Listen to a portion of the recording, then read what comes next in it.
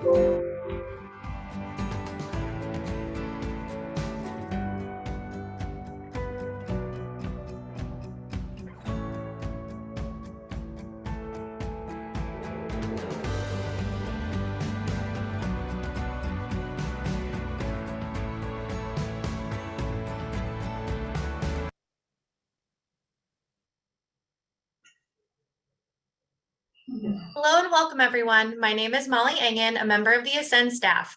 Before we begin, I'd like to share some housekeeping and engagement information with you. We encourage you to use the chat to engage with your fellow guests and our speakers. The Ascend team will also be sharing information through the chat, so be sure to look out for it. We will also have audience polls, which will be done via the Zoom polling as well as Mentimeter. If you have any questions for the speakers, you can use the Q&A feature. Our Ascend team will also be monitoring that and may reply via chat. In order to provide accessible program, we have enabled closed captioning. And if you wish to take advantage of this, feel free to activate it in your control panel. We would love for you to help us spread the word via our social media channels. If you know of anyone who would be interested in this program who hasn't already registered, please point them to our YouTube channel, which is youtube.com/@ascendleadership/streams. We would like to remind you that Ascend is a safe space. Please practice discretion both with the speakers and each other during the program, and we encourage you to be constructive and courteous with your interactions. Now, please join us in a moment of silence to commemorate the Atlanta spa shooting, which took place 2 years ago on March 16th. We also take this moment to remember the victims and their families of the school shooting that took place in Nashville, Tennessee on Monday.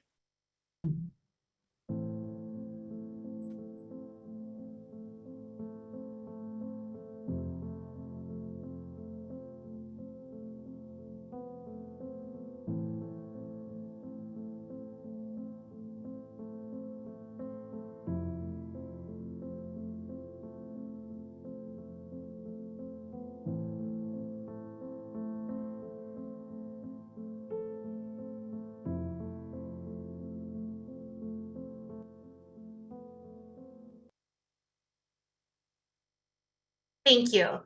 And now I would like to introduce Ascend President Anna Mock. Thank you, Molly, and welcome everyone to our forum this month. I want to just take a moment. That moment of silence just really touches my heart. I think those of you that have been on our Ascend journey with us know that I took over as your president and board chair in January 2020. And it's been 3 short years, although it feels like a lifetime ago, when the victims of the spa shootings really hit our community. And I still can't help but still have chills and get choked up when I think about that moment 3 years ago. Last month, I actually had a chance to visit the actual site. I was visiting with our chapter and asked some of our chapter leaders to drive me after a dinner to go see the place where I would say was a defining moment for our community, but also for all of us as a larger community in terms of what transpired and led to those acts of violence and continued acts of violence as we all have been experiencing throughout the last few years, and the continued impact of hate on our community and other communities. So I say that because I think while we are here today to talk about how we uplift our community, it is important for us to continue to have that context of where we are. One of the things, as Molly said, we really wanted to create for Ascend is this place where we can really have safe and honest conversations. Perhaps sometimes in our even own workplaces or homes, we don't always have that because we're confined by certain things, whether it's our persona, whether it's how we think we have to show up. So we hope that today is a place for us to have safe, genuine conversations about those that are top of mind and issues that are top of mind to us, especially as we think about the role of women of color and the very important role we all play in society and in the workplace. I'm so proud of the work of this collective team. I know many on the call and on this conference actually do the work with us day in and day out that we do at Ascend. And many of you heard me say at the beginning of 2020, increasing our focus on our work on gender, both our work on women and our work on men and others that however we identify is very important. And it is a part of our work. And today's conference is really indicative of that work that you saw in some of the images. And I'm so proud of the work that we are doing together. I do want to say, we are here to celebrate Women's History Month. And it's funny that we put these months. I want us to be celebrating women every day and celebrating all of us every day, not just in the month of March, but it is so appropriate that as we wrap up the month of March, that we really spend more time focus on us. And I want to thank all the allies in the room and all of everyone that's here with us. We want our programs not to be only our gender programs, not only for those that identify with a gender, but everyone. I think it's important for everyone to have that conversation.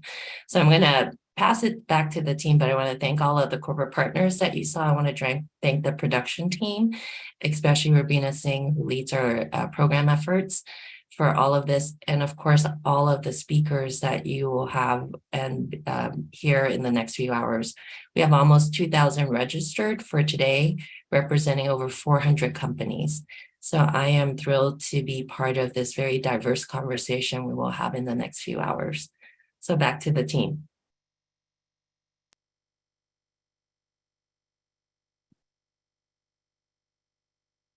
Thanks very much. My name is Kristen Yoshida, and I'm as a board member of Ascend and working with our L&D program. I've had the opportunity to meet many of you in the last couple of years. And if I haven't met you yet, please reach out and let's meet. This is one of the great pleasures of my affiliation with Ascend. One of the exciting steps forward at Ascend is our next generation learning and development programs. And to this, I am honored and delighted to share with you Ascend's partnership with the Coca-Cola Company and the Coca-Cola Foundation to announce the Women of Ascend Leadership Program for 2023. Over a 6-month period, 50 women from across the Ascend network will come together to further develop their leadership skills in a collaborative and supportive community. We're very excited that Coca-Cola is the inaugural sponsor of the Women of Ascend Leadership Program. Their support of Ascend is wide-ranging, and to share a broader perspective of our partnership, it is my distinct pleasure to introduce you to Arti Arora. Arti is the Vice President, Scientific Regulatory Affairs at the Coca-Cola Company. Arti? Thank you, Kristen. Hello, everyone. It's a pleasure to join you today for Ascend's conference of Uplifting Women of Color. For me, as I reflect on the theme of the conference, I'm deeply aware that having role models in my life that I could relate to gave me both the permission to dream big and then have the confidence to know that I could achieve those dreams. And now for me, being the mother of a 13-year-old daughter, it has really brought home to me the importance of having positive representation of women that look like her, that look like me, that look like us, with our diverse backgrounds, our dreams, and our beautiful life stories. So I'm excited later in the program to share both my story and then certainly learn from the stories of the amazing women we have here today. Determination, educational excellence, grit, hard work, are just some of the cultural values of Asians that make us who we are. The women you'll hear from today, you'll see how they've embraced these cultural values and leveraged them both to get a competitive edge and achieve career success. I'm looking forward to hearing those stories. My personal and professional experiences have made me the leader that I am today. As I join you on behalf of Coca-Cola, I recognize I'm very fortunate to work for a company that truly understands our business is stronger when we have a diverse workforce where everyone is included and everyone feels safe, heard, and is seen. Partnerships like Ascend are very valuable in helping us both support and uplift all of our communities, including our communities of color, and certainly here our Asian and Pacific Islander community. We strive to mirror the marketplace that we serve. Our goal is to be 50% female-led by 2030. And I'm proud to share we're well on our way to achieving that goal. We're proud to support today's conference and are excited to see the rollout of this new leadership development program that will prepare 50 more women, Asian Pacific Islander women, for corporate leadership and board leadership positions. Our employee Asian and Pacific Islander resource group partners very closely with Ascend as we work to uplift and support all of our talent and ensure everybody's able to meet their career potential. And of course, lastly, we're very excited that Anna Mock, who you just heard from, co-founder of Ascend, has recently joined and is co-chairing our AAPI Equity and Accountability Council, which will strive to find breakthrough initiatives that can be catalysts for helping us support our underrepresented communities. I look forward later in the story to sharing my story later in the program of how I ascend by embracing my intersectionality and my cultural values. And to kick off our program, I'm now very pleased to introduce our first storyteller, Amna Nawaz, an author and broadcaster who has reported on global and domestic issues that impact us all. Amna, in December 2019, became the first Asian American and the first Muslim to moderate a US presidential debate when she co-moderated the Democratic Party presidential debate. With that, welcome, Amna.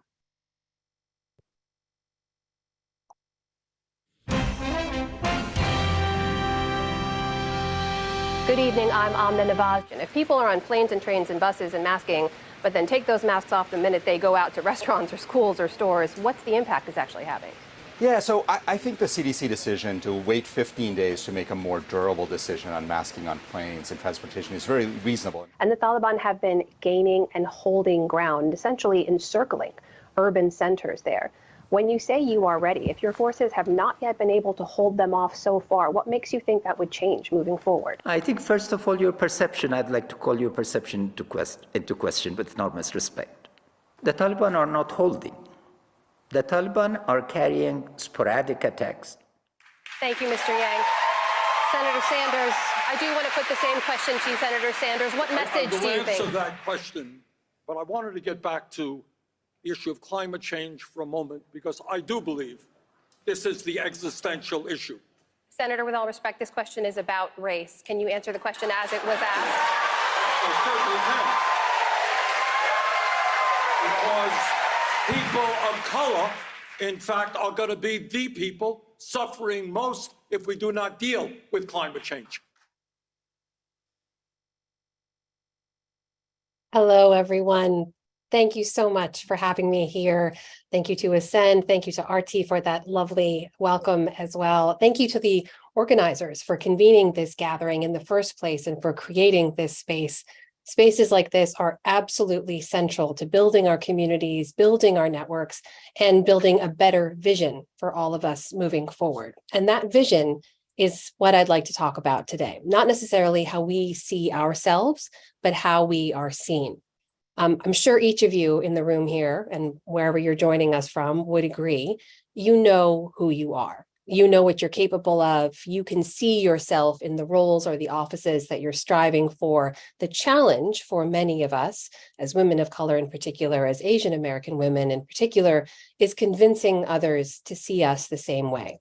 And the results of the Other Side campaign that I've seen so far make that abundantly clear. Many of us are hired to be good employees and hard workers and good team players. And all of those are roles that I value and roles of value to any organization, but they are narrow and they can be limiting. And I believe they can hold us back from often reaching our full potential and making the most impactful contributions we can to all of our organizations. And I think it's fair to say it's not limited to any one field. We've seen that in the sheer number of firsts that we're still achieving across a number of industries. All these moments that make us pause and say, wow, but also how? How has it taken this long? I had to go back and look, but I reminded myself it took until 1993 for Connie Chung to become the first Asian American woman to anchor one of America's major networks and the first woman to co-anchor the CBS Evening News. It wasn't until 2017 that Pramila Jayapal became the first South Asian American woman to serve in the US House of Representatives. 2020 was when we saw the first female East Asian woman to hold the title of GM in Major League Baseball. 2021, of course, brought us our first female, first Asian American, first African American vice president. And personally, I am still not yet over watching Michelle Yeoh win the first Academy Award for Best Actress at the Oscars, the first Asian American woman to do so since the Oscars began in 1929. You know, when I was named co-anchor of the NewsHour, I became the second woman of color to hold this job after the late, great Gwen Ifill, the first Asian American, the first Muslim American, the first generation American. And each time all of these things happen, I still have the same two thoughts. Wow and how. It's definitely not due to a lack of talent or qualified people. Tons of people came before me, Connie Chung, Joey Chen, Ann Curry. What held us back, and what I point to again and again, has been a failure of leadership often. It's the inability of institutions of power to see us in a new or a different way. You know, when people ask me what makes a good leader, they expect to hear a lot of the same qualities we hear in a number of places: a strong work ethic, resilience, and determination, and those are all necessary. But I will add a few that I have more than once called upon in my career when I've bumped up against a seemingly unmovable barrier, standing in the way of a job or a role that I knew and that I knew I wanted and I knew I was ready for. And those are imagination, creativity, and risk. You have to be able to imagine yourself in a role that others cannot. You have to imagine that for other people. And that's made all the more difficult when you haven't seen someone like you in that role before. For years, I was a foreign correspondent for a national news network, and I covered wars and conflict and humanitarian disasters, but also culture and families and everyday life. And I continued that work until I was pregnant with my first daughter. I continued to go on military embeds and terrorist zones with my flak jacket fitting a little more snugly.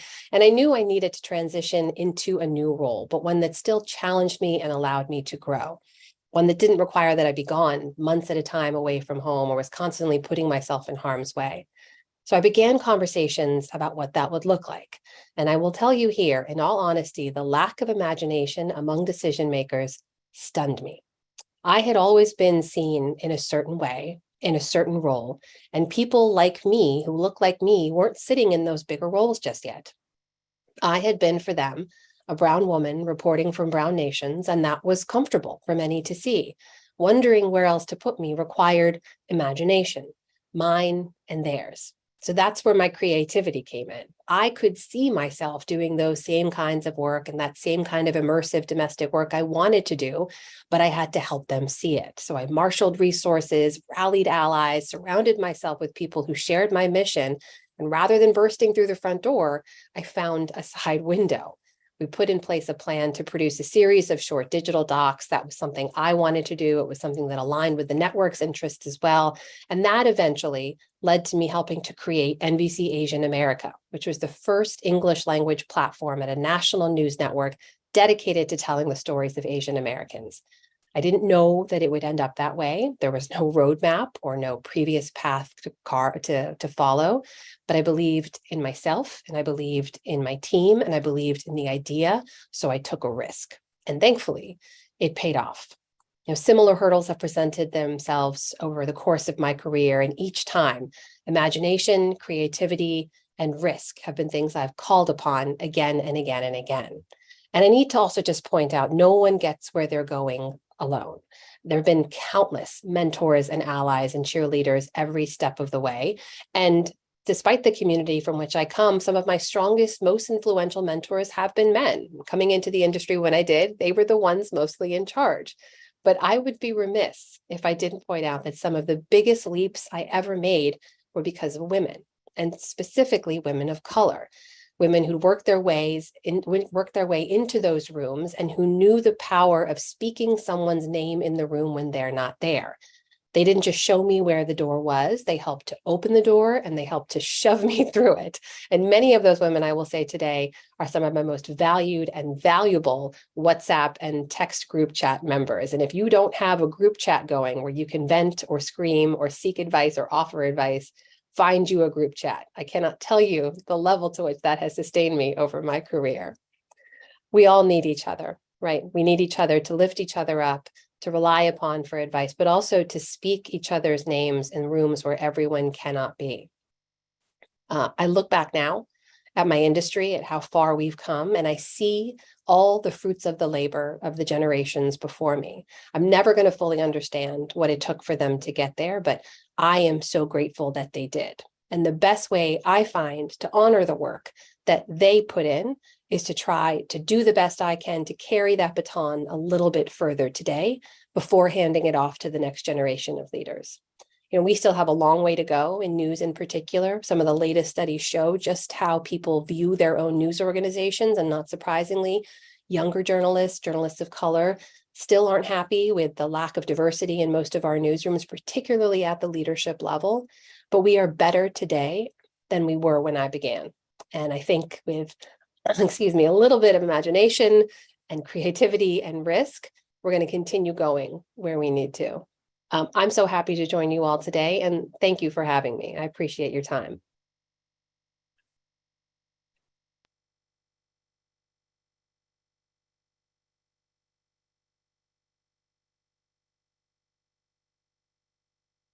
Hello, everyone. My name is Lissandra, and I would like to start by sharing a little bit about myself to give you some framework to how I not only got in this role that I have today at JP Morgan, but inspire us each to think about how we can overcome some of the biases when we look at one another.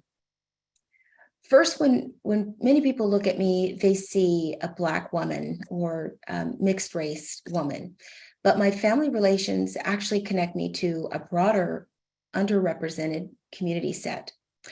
I'm half Black and half Latina, yes, but I have a Vietnamese brother, and I have a Filipino auntie and cousins. I actually speak Tagalog. And I share this because often when we're in working environments, we might look at people and make certain assumptions about them. And it might prevent us from building relationships, making connections that can help us carry us through our career. And it just goes without saying that we are often more alike than we are different. In my career, I discovered that I enjoyed working with people, and in particular, working directly with businesses. And I often tell people, when you're working and you lose track of time, these are the hallmarks that you want to take note of that will help you navigate to the best career that you might enjoy and thrive. With that said, along my journey, I've had opportunities where I felt like I was qualified, but I didn't quite feel comfortable raising my hand or marshaling a sponsor or an advocate. And what I would say is finding a community that can help you build that confidence. And they don't always have to look like you. This is a obstacle that we hear often, where when we hire someone new that looks like me, they automatically might pair that person with me. But I think what provides more value is really going outside of our ecosystems to make connections with allies to help us advance our career, help negotiate salaries, and help us continue to be the best we can each be. I wanted to share a little about male allies and how they have helped me arrive at where I'm at today. I've had a string of male managers across the last 15 years, and not all of them were diverse, but I think what helped me was to communicate my aspirations over and over and over.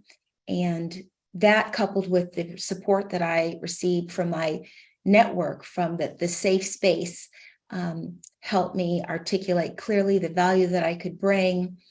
And what it enabled me to do here in my current role is, especially given all of the efforts under diversity and inclusion, is to carve out a lane for myself. In my work today, I pursue companies that are in manufacturing and architecture, engineering, you name it. And I might look at a company's website, and when I look at the website, I'm looking typically for organizations that have some representation. I do that because I feel like I might relate more to them or better with them. And it enabled me in this current climate to really pick up the banner on behalf of the firm and work to serve these underrepresented communities in ways that maybe they haven't been reached before. And so I leave you with the idea that whatever your passions are, whatever's driving you to pursue your current role and career, maybe there's a dimension in there where you can, in fact, lead the work and advocate for maybe junior talent that is diverse, or maybe it's a business segment. And this might be something that can give you more personal satisfaction and more reward. I had the distinct pleasure earlier last year to speak on behalf of the Inspiring Across Generations at Ascend. And one of my colleagues, Priscilla Lim, who invited me to speak today, really has demonstrated the work that I just underscored. Finding her passion and incorporating her work with communities that she believes in has led us to this conversation. And with that, I'm going to ask that we listen to our next storyteller, Sharada Shiru, an independent board director and longstanding Ascend member. Sharada was one of the storytellers for Ascend Other Side campaign. Marco, please play Sharada's campaign video as she joins us live.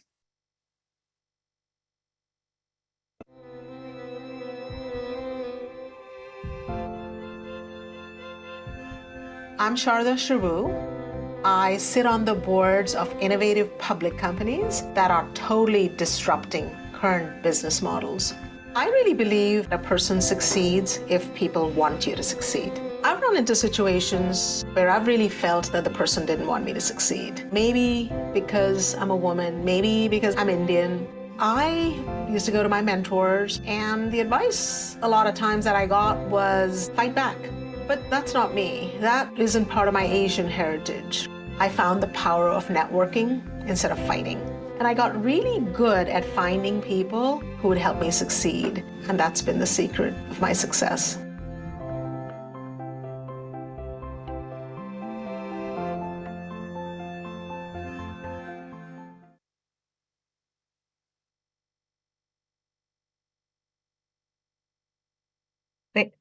Thank you. Thank you so much, Lissandra. Every time I listen to that Other Side campaign, I'm sort of reminded of, what a wonderful way this was to bring out untold stories. And I think what was sort of most powerful about them is that when you share a personal story, that, you realize that you're not alone, because many people have gone through the same journey that you have, or parts of that journey. And I think the hardest thing in life is to feel alone. And that's why I commend Ascend, Anna, and the entire team in terms of how they've created an ecosystem for us to lean on. So thank you so much. I was sort of struck by Lissandra's story, by what Amna said, and those three words. As I look back on my career, a little bit about me, imagination, creativity, and risk is when I look back, I think that's a lot of what I did, which is sort of what got me to where I am today. I'm on a couple of Fortune 500 company boards, etc. But I just want to start with a career story that I spent most of my life at Ernst & Young. I spent over 37 years there. Back in 91, I was the first female to make partner in their Stamford, Connecticut office. They had never made a woman a partner. And, in the office of sort of just going back to when I started at Ernst & Young in 82, I'd just graduated from school. I guess like an Asian, it was like top of my class, valedictorian, all that good stuff, gold medal in the CPA exam. And what was very interesting is my first assignments that I got were not-for-profits, junior achievement. And if anyone, if we all know about consulting firms, the assignments that you get are the ones that sort of take you to the next level, that help you learn. So, at the time I didn't realize that, they'd put me on a bunch of not-for-profit organizations to audit, et cetera. But anyway, I grew out of that. And I think it was probably a journey of it taking risks and, having myself and others imagine what was possible, very much what Amna was talking about. There's another story that sort of came by a little later in my life at EY. I hadn't made partner quite then yet. And one of my mentor partners so asked me to get on or put me on a very prestigious account in the office that we were trying to break through. Is very sort of a big potential opportunity. So he suggested to the CFO that there was going to be a change in the team, and he presented my name as the next senior manager on the account that would take over and sort of lead the account. And what was very interesting at the time is the CFO at the time, sight unseen, he hadn't interviewed me or anything or seen me. He just saw my name and what was presented, had told this partner that he didn't want me on the account, right? He knew nothing about me. He knew nothing about the fact that I'd been at EY. I think all he heard was a name that was very foreign. I was probably, I'm not sure there was any other person like me, no Asians, no African Americans or anything in that office that were on the professional staff. So I was somewhat unique in the office at the time. It's totally changed now. So this story was sort of interesting because the partner basically went back to the CFO and said, you know what, try her out. If she doesn't work out, we'll take her off the account, but do give her an opportunity. So he had sort of so-called compelled the client to put me on the account. Now, I didn't know anything about this, so I got on the account, etc. And what was very interesting, this CFO was essentially became one of my best clients, one of my best supporters, and gave me tons of work. And we were doing pretty well. And he's the one that many years later told me the story, right? That he didn't want me on the account, and he was so thankful that I got on the account. But so when I think about that, is that's a story of the EY partner not succumbing to the client pressure and really pushing the client to imagine something that Amna was talking about, and imagine what that was possible. So I look back. I mean, there've been so many allies over the years. Very early on at EY, one of the partners told me I must have done something really good or something on the project, and he said, you're going to be a partner here someday. And when you hear this as a 4-year person in a place like EY where you see no one like you around, nobody. I mean, they hadn't made a woman a partner. There wasn't no one like me in there. I started dreaming because I didn't know what the dream could be like. And that dream is, I think, what kept me there for 37 and a half years. And in my chapter 2.0, where I'm on 2 Fortune 500 boards, dreaming big is so important. And that brings me to the sort of second point I want to make is one of the things that is so top of mind for me, and as I have gone through my career journey and my board journey, and as I've sort of experienced life, is it is so important. And I think this is something Amna touched on as well, is what's become really important for me is to leverage my platform to democratize opportunities. It's not that people don't have the talent. It's not that people cannot do the work. It's the lack of imagination and not giving people the opportunity. And so I've sort of made it my mission. I'm sort of this little crusader who always tries to root for the underdog, and that sort of become my thing. I'm always trying to figure out how I can, and I've set up different groups. I've set up a group of women who want to get on boards that are way underrepresented, and just trying to help and figure out how we can sort of support each other. So that sort of become my thing, and a very top of mind item for me. The last sort of point I want to leave everyone with is a philosophy that's helped me, I think, succeed and over the years, and that's about building bridges. I grew up. I'm an immigrant. I didn't grow up in this country. Came here when I was 18. I was married 18. We've been married 47 years. But the thing that has sort of helped me is, growing up in India. I grew up in India, where you have 1.3 billion people, but you have 100 plus languages, every religion on earth, 700 plus tribes, cities and towns, cities that are, 20 million plus, and villages that are 100 people. So you see languages, food, every place you go to is like different from each other. So you grow up amongst incredible diversity, and you have to figure out how to connect because no one's like you. And everywhere, but the amount of diversity that I grew up in, that sort of built, I think, created an inbuilt sort of thing in my DNA to help me sort of push to keep building bridges and building bridges of relationships and investing in relationships. And I think that sort of big been the biggest, as I look back, the biggest thing that I've sort of done and double down on is really pushing on the relationship piece and investing. And I think the part of my Asian heritage that I think as I look back and try to connect the dots looking back is I'm a big believer in investing in relationships and just helping without expecting anything in return. My mother's always been like that. She just, it didn't even matter. You don't even think about, hey, is there something in this for me? It's not about that. It's about, if someone asks you for something, you try the best you can to help them, right? If you can, and leverage your platform or doing whatever. So I think that's sort of been the secret of how I've been able to build bridges, build relationships. And in this journey of getting on boards, which is, I think, incredibly different. You have, 40,000 people looking for 300-400 slots that open up a year in the public board scene and the large board scene. Those long-term 20-year-old relationships, 30-year-old relationships are the ones that have sort of brought me forward and sort of helped me. So that's what I want to end with. And thank you so much for listening. And it's really inspiring. The 2 stories already have been incredible. So I'm looking forward to the rest of the program. I'd like to next introduce as our next storyteller, Denise Yap, who is the president of Synchrony Foundation, vice president of equity, diversity, inclusiveness, and citizenship at Synchrony. So there you are.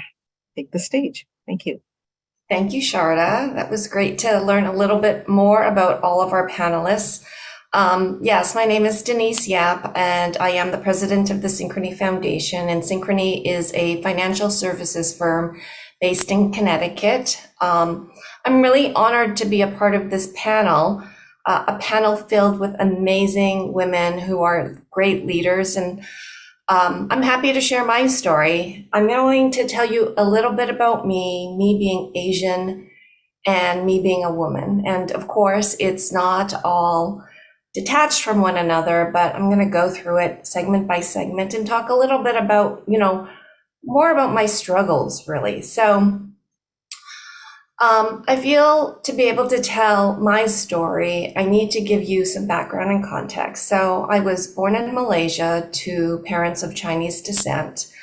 We immigrated to Canada when I was 3, and I grew up in Winnipeg, Manitoba, which is smack in the middle of the country. There were 3 other Asian families in my community: the Mars, the Changs, and the Wangs. The Mars and the Changs, they had daughters, the Wangs had sons, and I have 3 brothers. I saw all of these boys get up or get beat up, quite often. It's very traumatizing. It was a painful experience to have to experience the racism, the unprovoked hatred, and the violence. And to this day, I still feel that anxiety. I feel that anxiety that at any moment, anyone could make me a target. So I know for some, these types of experiences make them stronger. But honestly, for me, I learned to be congenial. I learned to stay in the shadows, to put my head down, to work hard, and to be inconspicuous. So fast forward to today, that armor and the survivor instincts I created as a child to save me, now I think probably work against me. All those things I forced myself to do so I wouldn't be a target on the playground, I still do. I definitely hang back, I keep my head down, I do my work, and drawing any attention to myself or to put myself out there is extremely uncomfortable for me. In fact, I believe that I got to this position I am because 1, I do a good job. But 2, one day I decided I would just get out of my comfort zone. I would try to believe in myself. I held back that fear, put myself out there, and I asked for the position. I went for it. It wasn't as easy as that. That's kind of a shortened version of it. But I do remember taking that deep breath. And I do think that sometimes we all need to take that deep breath and go for it. And honestly, sometimes I feel like I'm still holding my breath. Now, being Asian, is it a challenge? I can tell you during decades of work, I personally have not experienced overt racism, but I have heard people and people in senior positions say things about others like, we can't promote her. No one can understand her accent. She's really dark. Why does he use so much hair gel? No one likes him. He's too nerdy. Or you can hardly see her eyes. Sure, some of those things were said years ago, decades ago, but some were said, more recently. So racism exists even if bigoted words aren't used. So now me as a woman, for me, the most damning feedback I feel I've received is that I don't have executive presence. Could be true. If given the choice, I would wear sweatpants, no makeup, my hair up, and Uggs every day, every single day. But maybe that's not what they meant. But how could I not take that or factor that in if I've heard comments about others that have to deal with their hair, their skin, their eyes?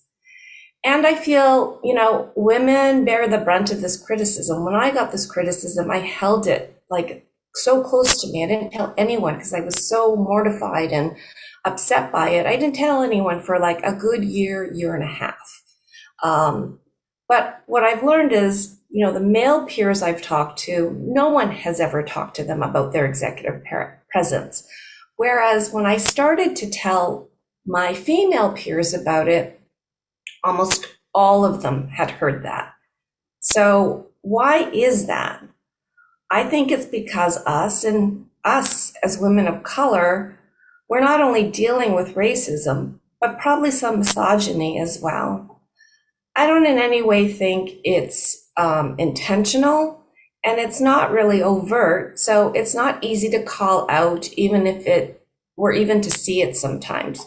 So when I talk to women and I mentor women, I do say some of the same old stuff, which is speak up, ask for what you want, because the worst you can get is a no.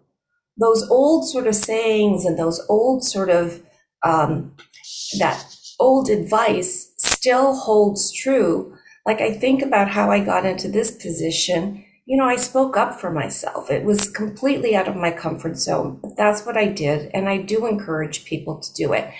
And then I have to tell you, like moving up the ladder, it's a lot of work. All we hear are, when somebody gets promoted, they never tell you about that journey. And I can tell you the journey is hard. It's a lot of work professionally, it's a lot of work personally, and it's a lot of work emotionally.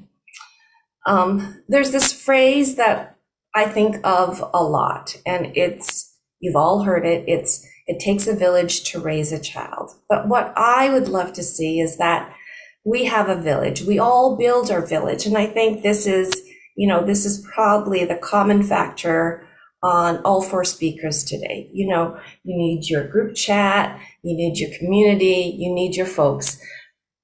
I think we should build our village and fill it with people who support you and want you to be you. It should be our version of the old boys club. And it doesn't have to be filled with just women. My boss, Michael Matthews, who you will hear later this afternoon, he's definitely in my village. He's been one of my strongest allies, champions, supporters, and now he's a good friend. So if I'm leaving you with anything, I'm saying, build your village. You can start here with Ascend and everyone on this call and fill it with people who want you to be you.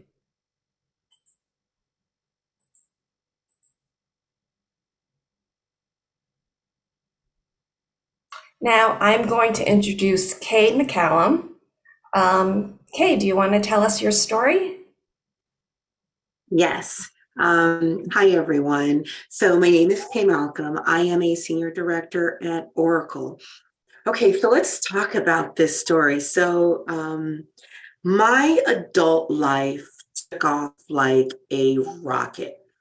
2 full scholarships, finished this degree in electrical engineering. And I remember the day of graduation literally like it was yesterday. I was so full of anticipation for this amazing life. I did all the right things. I studied. I prepared myself and I was ready for this life I was set up to live.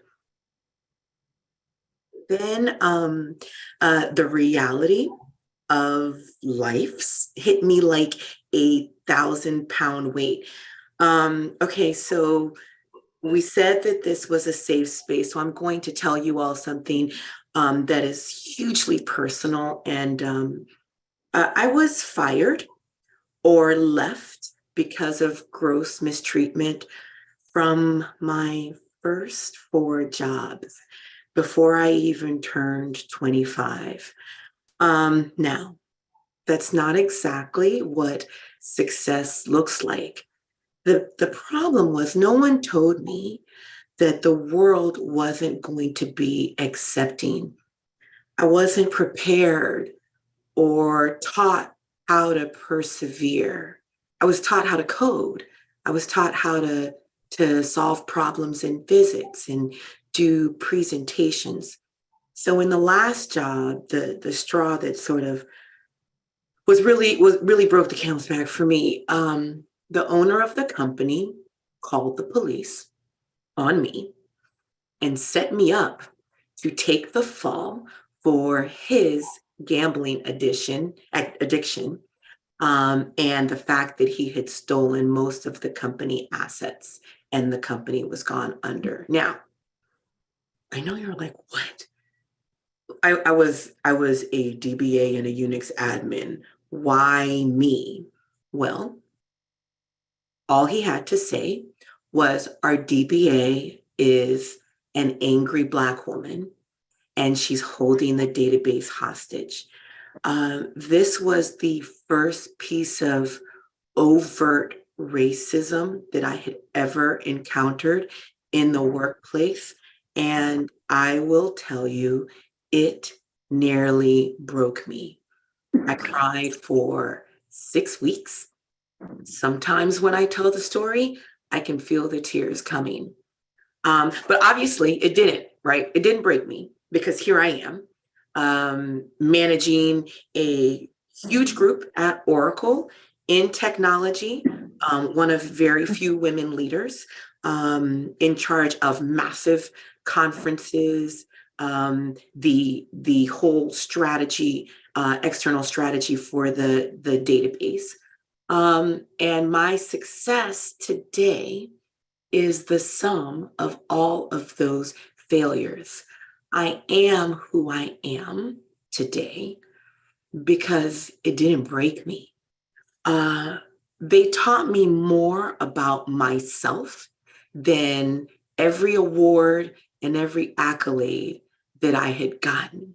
Without those failures, I literally wouldn't be sitting here talking to you today. So now, when things get tough, and they do, right? When I remind myself, and I've made a career of reminding others how powerful we all are, how amazing we are, how much we can persevere. And I heard the other lady say just beautiful things. I carved out a lane for myself. I learned how to articulate the value that I could bring, build your village and fill it with people who are for you. I call my village my personal board of directors. So I know, and when I don't, I go to my personal board of directors. I can't be broken because if that didn't break me, nothing will. So when I go into those spaces, into those rooms where there's no one that looks like me, there are no women, there are no women of color, there are no Black women, I hold my head up and I go in determined to make a difference, to use my differences instead of trying to fit in with the boys and I do have pink on today, not wear my favorite color because I don't want to be perceived in the tech space as too female. I I use my differences, my focus on humanity and love to redirect and change the conversation. And I made a promise to myself, a promise that I would be the person that 24-year-old Kay needed me to be while running out the back door of that company to escape being unfairly arrested. So on the days when I'm busy, I'm tired, I persevere. The way that I deal with that is to show up for others. So I started this podcast, Lashes Love Tech, to shine a light on other women, because you can't be what you can't see. I started an Instagram channel at I am K Malcolm, so that I wouldn't gatekeep this information, because a lot of times when I'm on these panels and when we talk about the good and don't highlight failures. I start out highlighting my failures because it helps others to feel like they're not alone. So when organizations like Ascend call, I answer every single time. If you are today in a situation at work that feels like it may break you, don't let it. Know that you are not alone, that there is a community of people who want you to succeed, a community of women who, and allies and men, because a lot of my greatest successes were from having sponsors, men speak on my behalf in rooms where I was not invited. So it was hard to figure out this career journey when I was coming up, and I make sure that I make those failures mean something and live with my hands open. The thing I want to leave everyone with, it's a quote that I tell my kids a lot: be yourself, everyone else is taken. Thank you.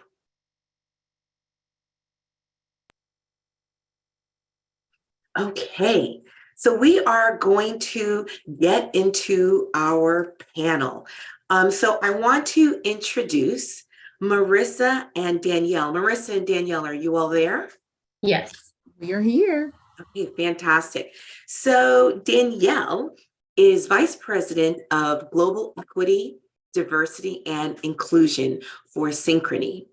Marissa is lead counsel at the Dow Chemical Company. Ladies, welcome. Thanks for having us. Excited to be here. So I hope I didn't make you all too sad with my story. Not sad. I'm just so inspired by all of the stories I've heard, and a lot of, commonalities that we share as women. So it speaks to the importance of this panel. Right. I mean, between Denise's story, Sharada's, Lissandra, I feel like I could take on the world. Okay, so ladies, we'll start with you, Marissa. Marissa, can you tell the audience more about you?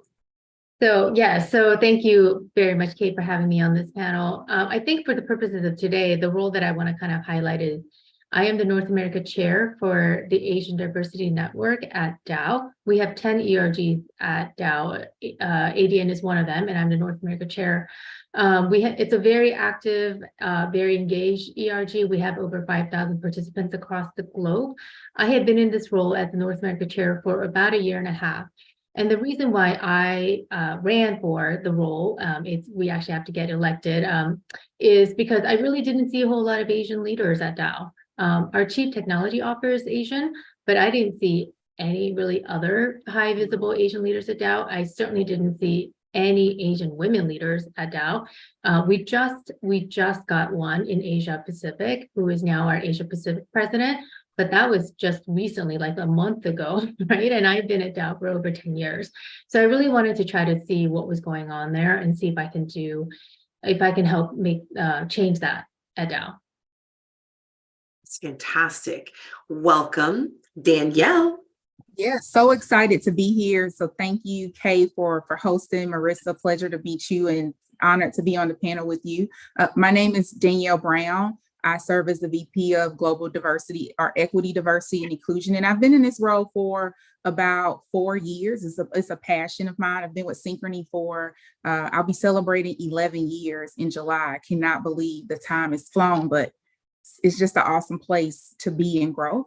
And so with that, I've had 7 years of commercial experience and taking on different client-facing roles in our business. And 4 years ago, I transitioned into equity, diversity, and inclusion. Always a passion of mine. And 4 years ago, similar to Marissa, I went and asked for the job.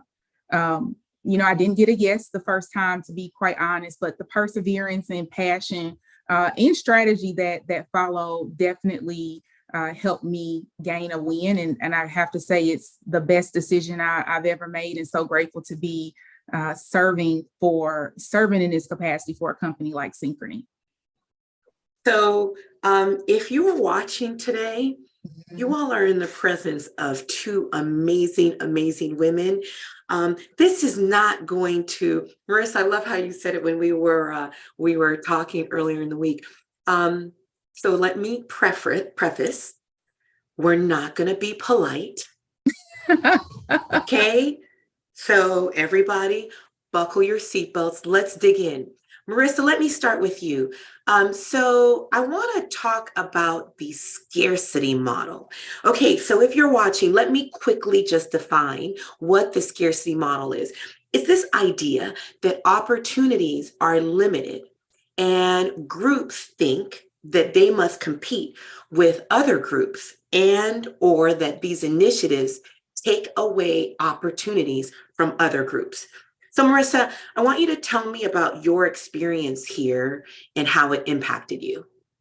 Yeah, so thank you, Kay. So I think there's sort of two sides to the coin of the scarcity model, right? So there's the side where we feel like we work in competition with each other, like as women of color or as people of color, that we're competing because there's only a couple of spots that we can take up, right? And then there's also the other side of the model where I think the majority might think, well, we have enough, or we just, we have one or two, we're good there, right? So it's sort of a two-side problem. But I think we can certainly fix that on our end by saying, no, we're not going to buy into the scarcity model. We're not going to buy into it. But I think the reality is, look, there are only certain spots like if we look at a C-suite of a company like Dow or Oracle, there really truly are only a few spots. Mm-hmm. So I will tell you, recently at Dow, Karen Carter, who was our chief HR and diversity officer.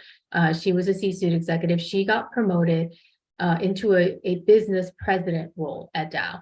And then in her place, they split up her role. And they promoted a chief HR officer and a chief diversity officer. And both of the people that they put in to replace Karen were two Black women, Lisa Bryan and Alveda Williams. All of them now a C-suite executive at Dow. So some people might say, so when I first heard the news, I was very ecstatic and I was very happy to see that. But at the same time, I thought, okay, oh my gosh, now people might think we're done, right? Because we have 3 Black women in the C-suite, like we're doing so great, we're done. And then the second thought, which is the scarcity model, is, well, what about the rest of us? Is there room for the rest of us? Where are the Asian women? Where are the Latinas? Where are the Middle Eastern women? Do you have to be just the Black women at Dow to succeed? So I think, we have to kind of take a step back and not try to feed into that model. And I will tell you at Dow, so as part of International Women's Day, I and 5 other ERGs, we hosted 2 speakers that were Drs. Belle Smith and Dr. Nakomo, who are authors of Our Separate Ways. And if you guys have not heard of this book, I highly recommend that you look it up. It's amazing. It's an amazing book. They've done decades of studies into the experiences of Black women and white men in the corporate world. And it's a very enlightening book. But, when I asked them this question, they said, do not buy into that model. Don't buy into it. And what we need to do as women of color is there are a few of us that do rise up, right? That do break that concrete wall and get up there. When we get up there, we have to go, okay, now I'm here. How can I help other women of color? What can I do to lift them up? And maybe not everyone can sit on the C-suite. Okay, that's a reality. But in a company like Dow or Oracle or many other companies that are participating today, it's a huge organization. And there's a lot of room and a lot of places that these women of color can go. So I think, talk to other women of color, put a strategy together, you got to put some skin in the game, be courageous and be bold, and really be intentional about what you can do to help other women of color. I think that's what we need to do. Like it's female allyship. Yeah, and I would actually say we have to be more than just allies. So yes. I really like what Amna said. There were people that shoved me through the door, and also they spoke my name in rooms Yes, and I wasn't sponsors. there. And I think to me, that's even like more than just being an ally. And in fact, like I said, the two speakers, they say we have to all be co-conspirators to each other and Yes. really conspire to help each other out. Right. Yeah. One of the panel members said, create our own old boys club. That's right. I love it. I love it. So Danielle, I happen to know that this notion, right, of women supporting women, female allyship is important to you. And we touched on this, but share with me and with the audience the ways that female allyship can dismantle these barriers that we've been talking about today and these biases. Yeah, I think first is just a shift in mindset. Every time I find myself amongst a group of women, we often think about, or we're talking about ourselves compared to men and what we need men to do. And anytime I hear, this notion of we need male allyship, I kind of cringe a little bit. Not that it's not true, because we do need allyship regardless of what gender you identify as. But there's so much work amongst women that needs to take place, and so many conversations that have really kept us separate in our groups. Whether you're talking about people who identify as women or across the gender spectrum, from a racial perspective, from a generational perspective, and even within ethnic groups. When we think about socioeconomics, there are a lot of things that separate us as women. And so I think from an allyship perspective, it's just important, because it's just a note to acknowledge that despite my difference, I'm going to commit to a lifetime of learning and unlearning, and leading with empathy. So I think that's just allyship at its core, is this commitment to learn. I think the co-conspirator, or what's needed, is a solidarity within gender. So I actually like the term gender solidarity. And that is a united commitment for us as women. And I'll even say women in other gender diverse groups, because we all face some type of barrier, some type of limited experiences. And some of that is self-inflicted. And so when you lean into this concept of gender solidarity, that's us as women holding ourselves accountable to remove those barriers and committing to each other to push ourselves or one another through those doors. I think that's what's needed. And when you look at it at an aggregate level, if we cross our own barriers, if we knock down our own barriers, we really can dismantle the very thing that's keeping us separated within our own gender, as well as that's keeping us from truly breaking those glass ceilings or jumping the broken wrong, whatever you want to say. So I just think that conversation, acknowledging it, is most important. And allyship is great, and I love allyship, but there is a need, and I think there's a demand for this solidarity amongst women, and recognizing the privilege that exists within women. Because when women advance, and we talk about the advancement of women, why this conference is so important, and what we're seeing even through the latest McKinsey study, is that women of color are not moving at the same pace compared to their white counterparts. And so when you think about that, that means that white women also have an opportunity to really lean into the allyship and the advocacy and sponsorship of women. And we have a responsibility too, when we think about women of color, to help each other. Marissa, talk to me about that. Yeah, right? so I wanted to add a little bit to what Danielle said, and I agree with you. So kind of on the relationship between white women and women of color, I think there is sort of this problem that exists where there's a lot of sort of emphasis on female leadership, right? And then so there's a lot of companies that say, okay, we want to grow our female leaders, and the focus is just on gender. And so I think there's a danger that women of color get left behind when you're just looking at it from a gender lens. So I will tell you, so on the International Women's Day event that I moderated, that we had at Dow, we had over 1,000 people call in. And it was a similar conversation, but very, very sort of hard-hitting conversation. We got really strong reactions after that conversation. It was overwhelmingly positive, but we also had some, very negative feedback as well. And one of the feedback we got was, so like I said, it was 5 different ERG groups. One of them was the Women's Inclusion Network, but because it was in celebration of International Women's Day, a lot of people thought that it was led by the Women's Inclusion Network and not really, they didn't really see the other ERGs. And so one of the comments we got back from somebody was, well, I don't understand why WIN led this event, why the Women's Network led this event. This should have been an event that was led by the African, affinity group. Mm-hmm. And to me, that just told me, like, okay, this is the very heart of the problem here, is that you're not seeing this intersectionality. First of all, it wasn't led by the Women's Network solely. It was led by multiple different ERG groups. And it wasn't just about Black women, it was about all women of color and white women. And, even if it was a Black women issue, Black women are women too, and they're part of the Women's Network.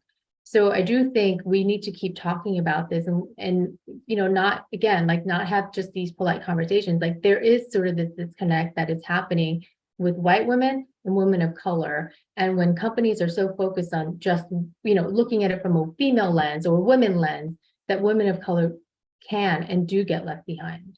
Yeah. I know we're running short on time, but I have to say this because I'm very passionate about it. One thing that we do, and I think that all leadership teams should do, is when you are talking about women or when you are looking at representation or needs, there is a need to disaggregate the data, especially when you are putting people in groups, to acknowledge that intersectionality. So I just wanted to highlight that as a takeaway. When you talk about women, or when you're looking at the progress of women or other groups that have that type of gender diversity or intersectionality, it's so important to pull that data apart, or pull that apart, not in a way to separate us, but to truly have a sense of what's happening in an organization. It is, because that segmentation, right? If they have in their initiatives, right, in hiring opportunities, there are initiatives that are segmented to race, and then there are initiatives that are segmented to gender. So, Marissa, and I know that we're running late. Share your thoughts around that. Yeah. So, I mean, I know at Dow we do track multiple different ways, right? We do have lots of different data and lots of things get tracked. But as far as goals are concerned, like what our company goals are, I think those are two different things. Okay. Mm-hmm. So we need to make sure that we separate the two. So we're not just asking for things to be tracked. We're asking for specific goals, right? Where women of color are part of that discussion. So at Dow, I'll be very honest, and I'd love to see in the chat, kind of, because I know we have over 400 companies represented today. I'd love to see what other companies are doing in this arena. But right now at Dow, we track female leadership. We have goals around female leaders, and then we have goals around U.S. ethnic minorities. So we want to have a certain number or a certain percentage of female leaders at Dow. And then we want to have a certain percentage of our workforce be, U.S. ethnic minorities. So again, those are great goals, but guess what? Women of color left behind. So we're just, we could really just be invisible, right? As our own kind of group. So, and this question is for Danielle. So Danielle, is there a role that ERGs can play in this, a role, something that they can do to help solve some of the challenges that we've talked about today? Absolutely. I started in my corporate career, my involvement was actually in an ERG. I was involved in both our Black Experience Network as well as our Women's Network. And what I can say is the fundamental purpose that ERGs have for us at Synchrony, and we call them diversity networks, is they provide a safe space. And they provide an opportunity for people to truly share their experience. And if leaders are really leaning in, they're picking up common themes that those specific constituents are experiencing. And I would say that, when we talk about how do ERGs move forward or help move the needle forward, there's power in numbers.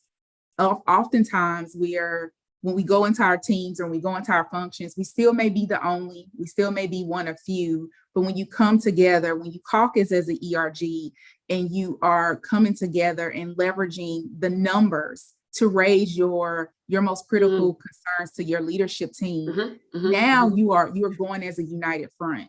And so I would say ERGs, definitely lean into your ERG. If you're a leader of the ERG, push yourself. What are your top 3 priorities as it relates to the advancement of your members or people who identify with the community you're there to serve? And are you having those hard conversations with the leaders?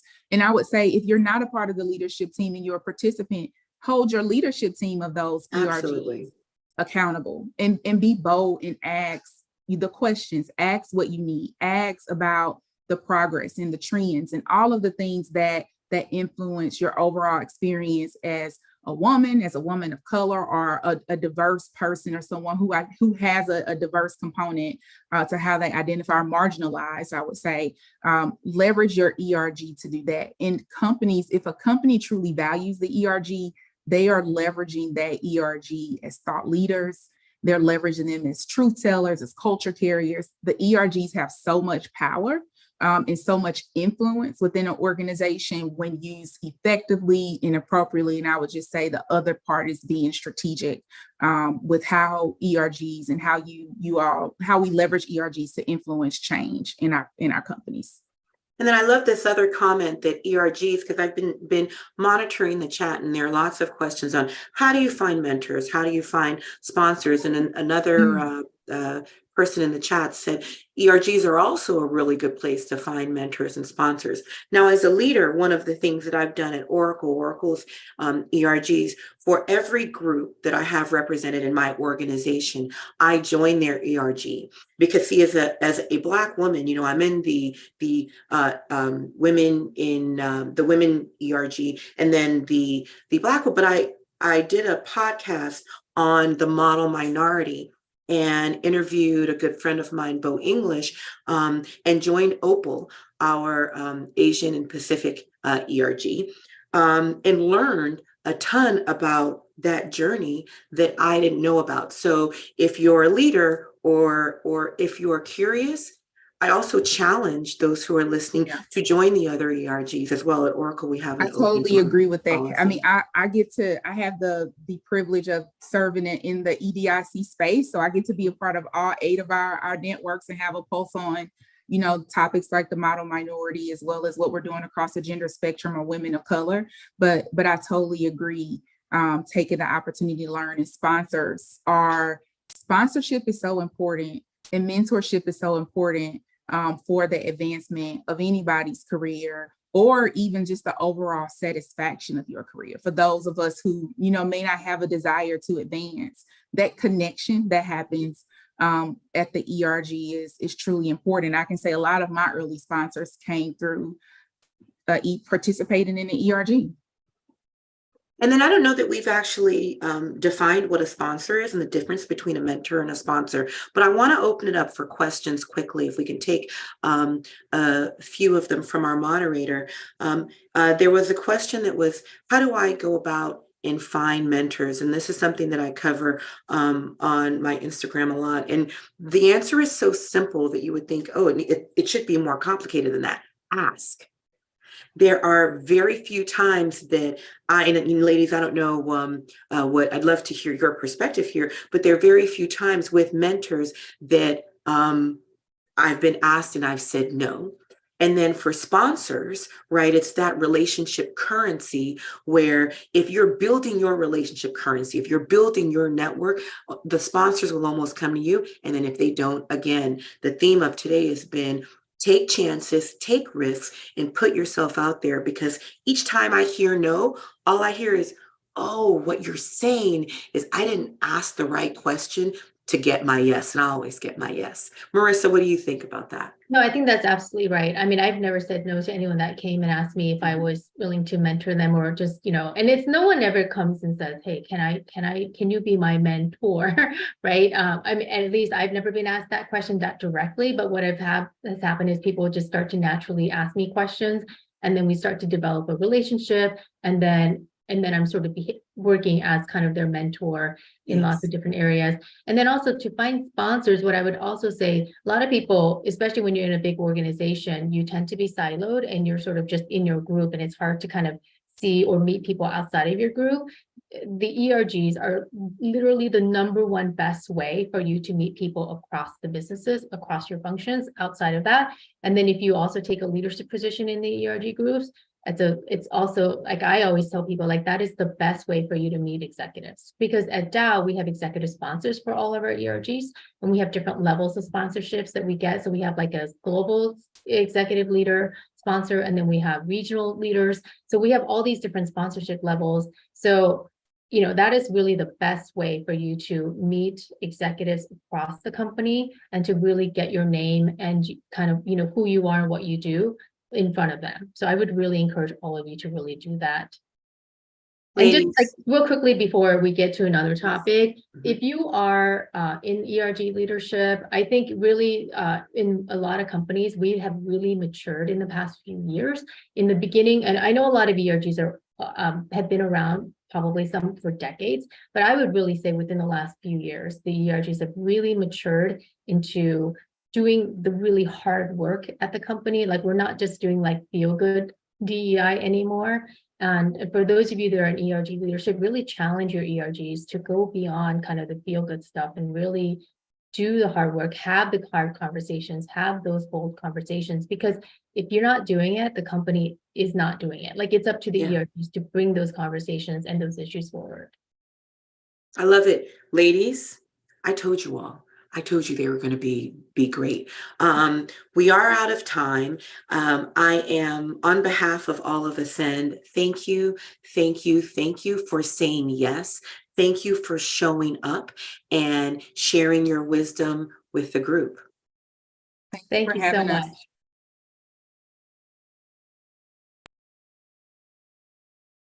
Well, thank you for an amazing panel and all these amazing speakers that we have here. I wanted to do a little interactive exercise with you. So everyone get up. We've been sitting a couple hours. Do your power pose, and we're going to be doing Mentimeter. So I want to see what, and you to put what is your superpower, and then share that up now. So everyone get up, whatever your power pose is. I put a link in the chat too. And that could be your hands up in the air, your feet apart, standing strong, straight back and where you're going. And what is your superpower? So I'm going to have here, Marco's going to show us with QR link where you just scanned Mentimeter here, and it'll be kind of instructions where you can share your superpower. And we're going to dynamically see the amazing superpowers of our audience here kind of go. So if you click that QR link, or you can also use it on the website of going to mentimeter.com and use that code from that. Just put in your superpower. Your superpower could be in connecting. I see a lot of wonderful connections being made in the chat. It could be about empathy, understanding, agility. I see there, listening, leading, strength. We've seen a lot of grit and perseverance through all the stories here as well. Wonderful to see loyalty, organizing. We are master organizers from that standpoint. Kindness, love seeing kindness. Wish we had more in this world from that grit. What's interesting, what I love about Mentimeter is what we see is if they're larger words, that's actually where a lot of us have, more of us have that superpower. So definitely see the empathy, kindness, living, grit, connecting, organizing being some of the larger words there as well. Oh, thank you so much for everyone being. We're also kind of sharing this too, going forward too, of just really seeing that. Hope you're all doing your power poses. Yes, Mantra, you're deep breathing from that as well. Saying no, team building, problem solving. Wonderful. I see that people in their chat as well. The compassion. Thanks, Carol, as well. So wonderful to see that. I want to do one other. Wow. People are still going, amazing from that. We're going to do one other kind of Mentimeter exercise. I hope you're still keeping your power poses up and getting some stretches in from that. Cognitive ability, love that. Relationships, yes. What are you most proud of? sometimes we're so focused on the task at hand, what we have left to do, that we don't have time to appreciate the strength, the grit, the perseverance, appreciation, gratitude for all that you've done and the journey you've come through. So definitely see your involvement, your growth, your children, your getting this far, what you've achieved. So amazing to see kind of the power and accomplishments of this group as well. Your independence, your journey, definitely see a lot of family, peace of mind from that. So wonderful to see that as well. Doing the right thing always. I love that. Striving for excellence. Great. Well, just keep it a couple more seconds. Hurry up, people go in. So I want to squeeze in one more as we go. And okay, let's go from that. What is one of your top values? As we kind of are in this society and we're kind of looking at doing the right thing, what do you value? Respect, integrity, authenticity, trust, definitely from that. Great to see that as well. Honesty, authenticity. We've definitely heard a lot of these from the speakers that we've had today. Kindness, truthful, wonderful to see that as well. I want to thank you all for sharing your values, what you're proud of, your superpowers, and being here today. I'm going to turn it over because I know we're tight on time. My name is Faye Sahai. It's a pleasure to be here as part of Ascend NorCal's co-president and Ascend Executive Network co-leader and our partner at Schlossy Ventures. So it's great to be here. I'm going to turn it over to our organizers. Thank you so much for being here, all the chat and enablement and participation. Right, rock on. I'll turn it back over to our organizers. Hello, everyone. My name is Tariq Khan. I'm a board member with Ascend. And I'd like to thank Faye for making everybody, get up from their chair and giving the energy, and for the all the contribution that you have made. And congratulations on leading the Ascend NorCal chapter and being an ambassador for Ascend. I am today the first male speaker, so I really feel the pressure, but this is as much as a male person can feel in terms of their challenges. I'm beyond words hearing the stories of these successful women, and I truly congratulate all of you on your courageous journey. The topic of male allyship is close to my heart, and I'm truly passionate about this subject. But I always have mixed feelings when we are celebrating Women's History Month. In my opinion, the need for celebrating a month for women's history still tell us that we have not fixed the problem. We don't celebrate Men's History Month not because men don't have contribution, but because men are not marginalized group despite being in minority. Yes, you heard that right. Men in terms of a population are minority. Women outnumber men in this and many of the countries in the world. But we are still facing these challenges that we are talking today. I'm excited to be a part of this conference, but it's a bit disappointing that in 2023, we are still discussing creating an equitable environment for women of color. I am thrilled to see that overwhelmingly men are participating in this conference and they're showing their interest and commitment. But it's very important that we really understand the challenges. First of all, I would like to start with sharing a video message from a male ally, Michael Matthews, who's the Chief Diversity and Corporate Responsibility Officer at Synchrony. Michael wanted to join us live, but he couldn't, so he has sent this important message for us. Marco, can we roll the video, please?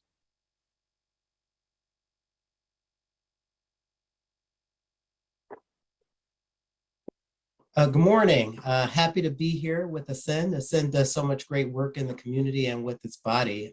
Just to be asked to be a part of this event is a great honor, so I'm happy to be here. First of all, I just want to compliment Ascend on not only the work that they're doing overall, but specifically in this area. To talk about the advancement of women is such an important topic, but to then double click and place particular emphasis on the opportunities for the women of color is so important. Now, when we talk about male allyship, I think it's critical. when we just look at the current state of affairs, if we're honest, we have to acknowledge that the majority of decision makers, the majority of hiring managers, people just with overall power in our system, the majority of them are men.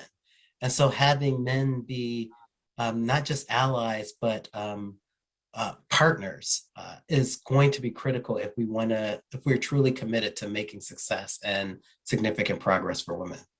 I believe that men can do several things when they're focused on allyship for women.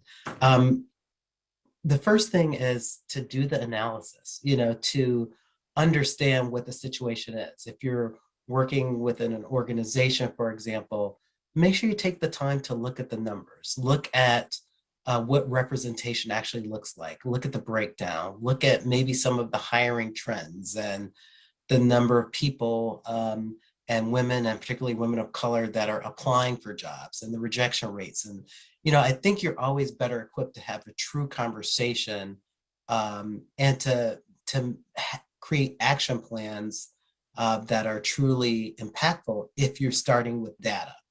And then once you understand what this current state of affairs is, then you have to ask yourselves the tough questions. Are we doing what we need to do to make progress in these areas? Am I personally, as a leader, as a hiring manager, prioritizing diversity, specifically women and women of color in this area? And then once you do those things, you have to commit. In many cases, let's say if we're talking about hiring and we want to hire diverse talent, we want to hire female talent, in some cases, depending on how specialized the roles are, that may take a little longer, and we've all been in positions where we just want to get the job filled or get somebody in place to do the work. Though there are challenges out there, you'll hear me say this over and over, companies who consciously make the investment in creating a more inclusive workforce are going to benefit in the long run because they're going to be better positioned for success in the future. So I have been asked the question before, if focusing in on specific groups, if progress will occur at the expense of others. And I have to say that the answer is a solid no. At our company, through our Advancing Diverse Talent Initiative, we've had focus areas for the last few years, and we have made progress. That said, I can confidently say that the data shows that though we have made that progress, the majority of roles are still going to men. I'm talking about in terms of hiring and promotions. So benefits to one does not come at the expense of others. So the great thing about this is that not only will the company be more represented and be more inclusive, but the men also benefit from having colleagues that bring in unique perspectives to women that can help them increase their level of competence when dealing with a more diverse group, whether it be clients or customers. And so I believe truly that, there's benefits all the way around, not only for the company, but men are getting exposure, they're getting different perspectives, and it's helping them increase their competence overall. So, I just want to thank you for this opportunity to just speak for a couple of minutes. It's been, number one, a great conversation, and I appreciate it. But secondly, it's just provided an opportunity for me to talk about my experience. But to be honest with you, I want to end with, it's given me the opportunity to challenge other men. Because I believe for women to progress and succeed, it's all of our work, and we all benefit when it happens. So I'll just end with saying thank you and challenging my male counterparts to get in the fight with me and to commit because it's best for us all. Thank you. We thank Michael and Synchrony for their commitment and the continued support they have provided. I think the message was loud and clear. It's all about numbers. Numbers don't lie. We can really have a never-ending conversation about it, but if you really look at the numbers, we see the disadvantage many women of color face every single day. We can win this without a sincere allyship and partnership of men around us. And we have to understand the problem and really tackle it. We have few polls for our audience, and I would request you to actively participate in these polls. So let's start with the first poll. And let's see. Men can be better allies to women of color. So please go ahead and respond.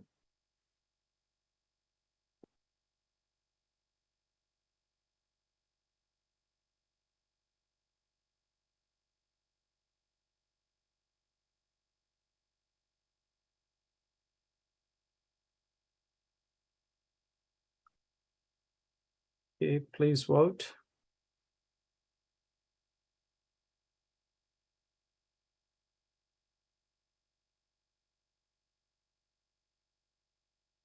Marco, can we see some results?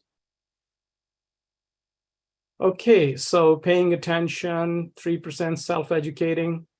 Overall, it's all of the above. So we clearly understand the challenges faced every single day by our partners. And we really need to see that, next slide, please.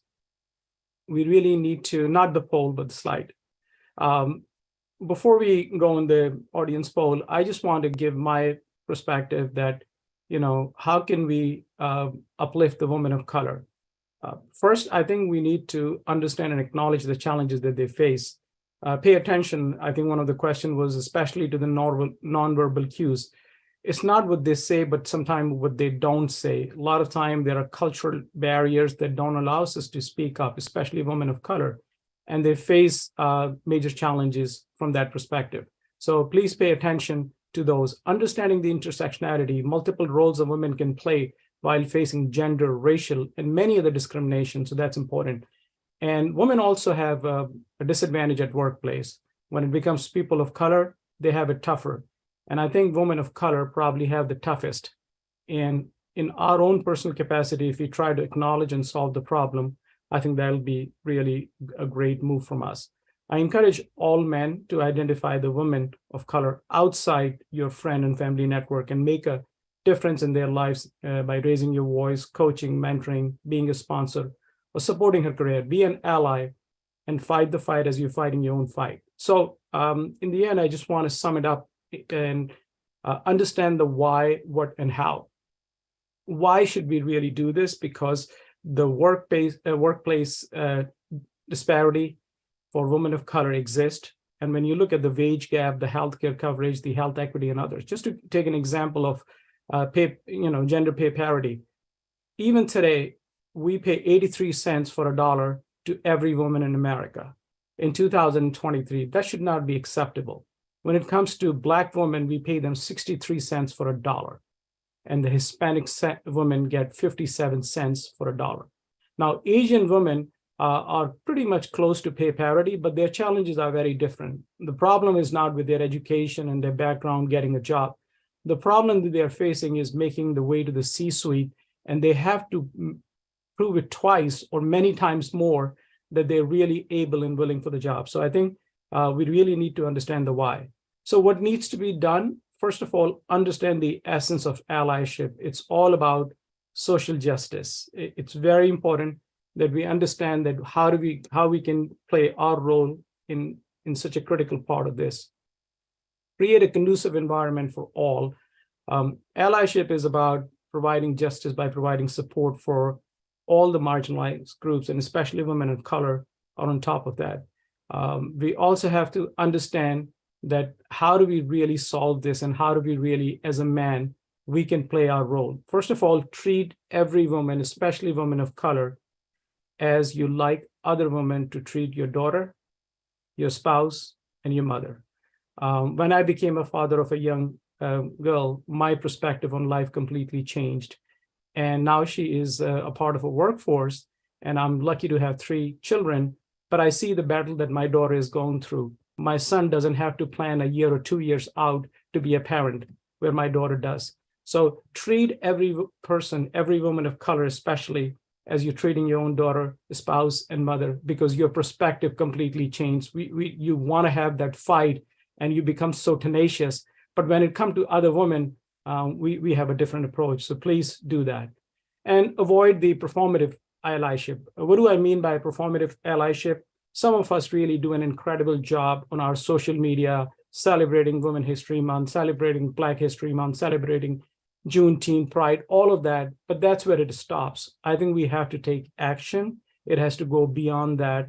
And we really have to raise our hand when no one is listening, because sometimes the men voices go a longer way. In many ways, what we do is we sit down in a meeting and we take women's idea and we say it 3 times and it becomes our idea. You stop doing that. Acknowledge people and really mean it. Do it and just show through your action, just like you're doing it for someone of your own. Get out of your comfort zone. It's not easy. Men are built in a certain way. Of course, not all men. I can't prove this through a scientific research, but men dream in black and white and women dream in color.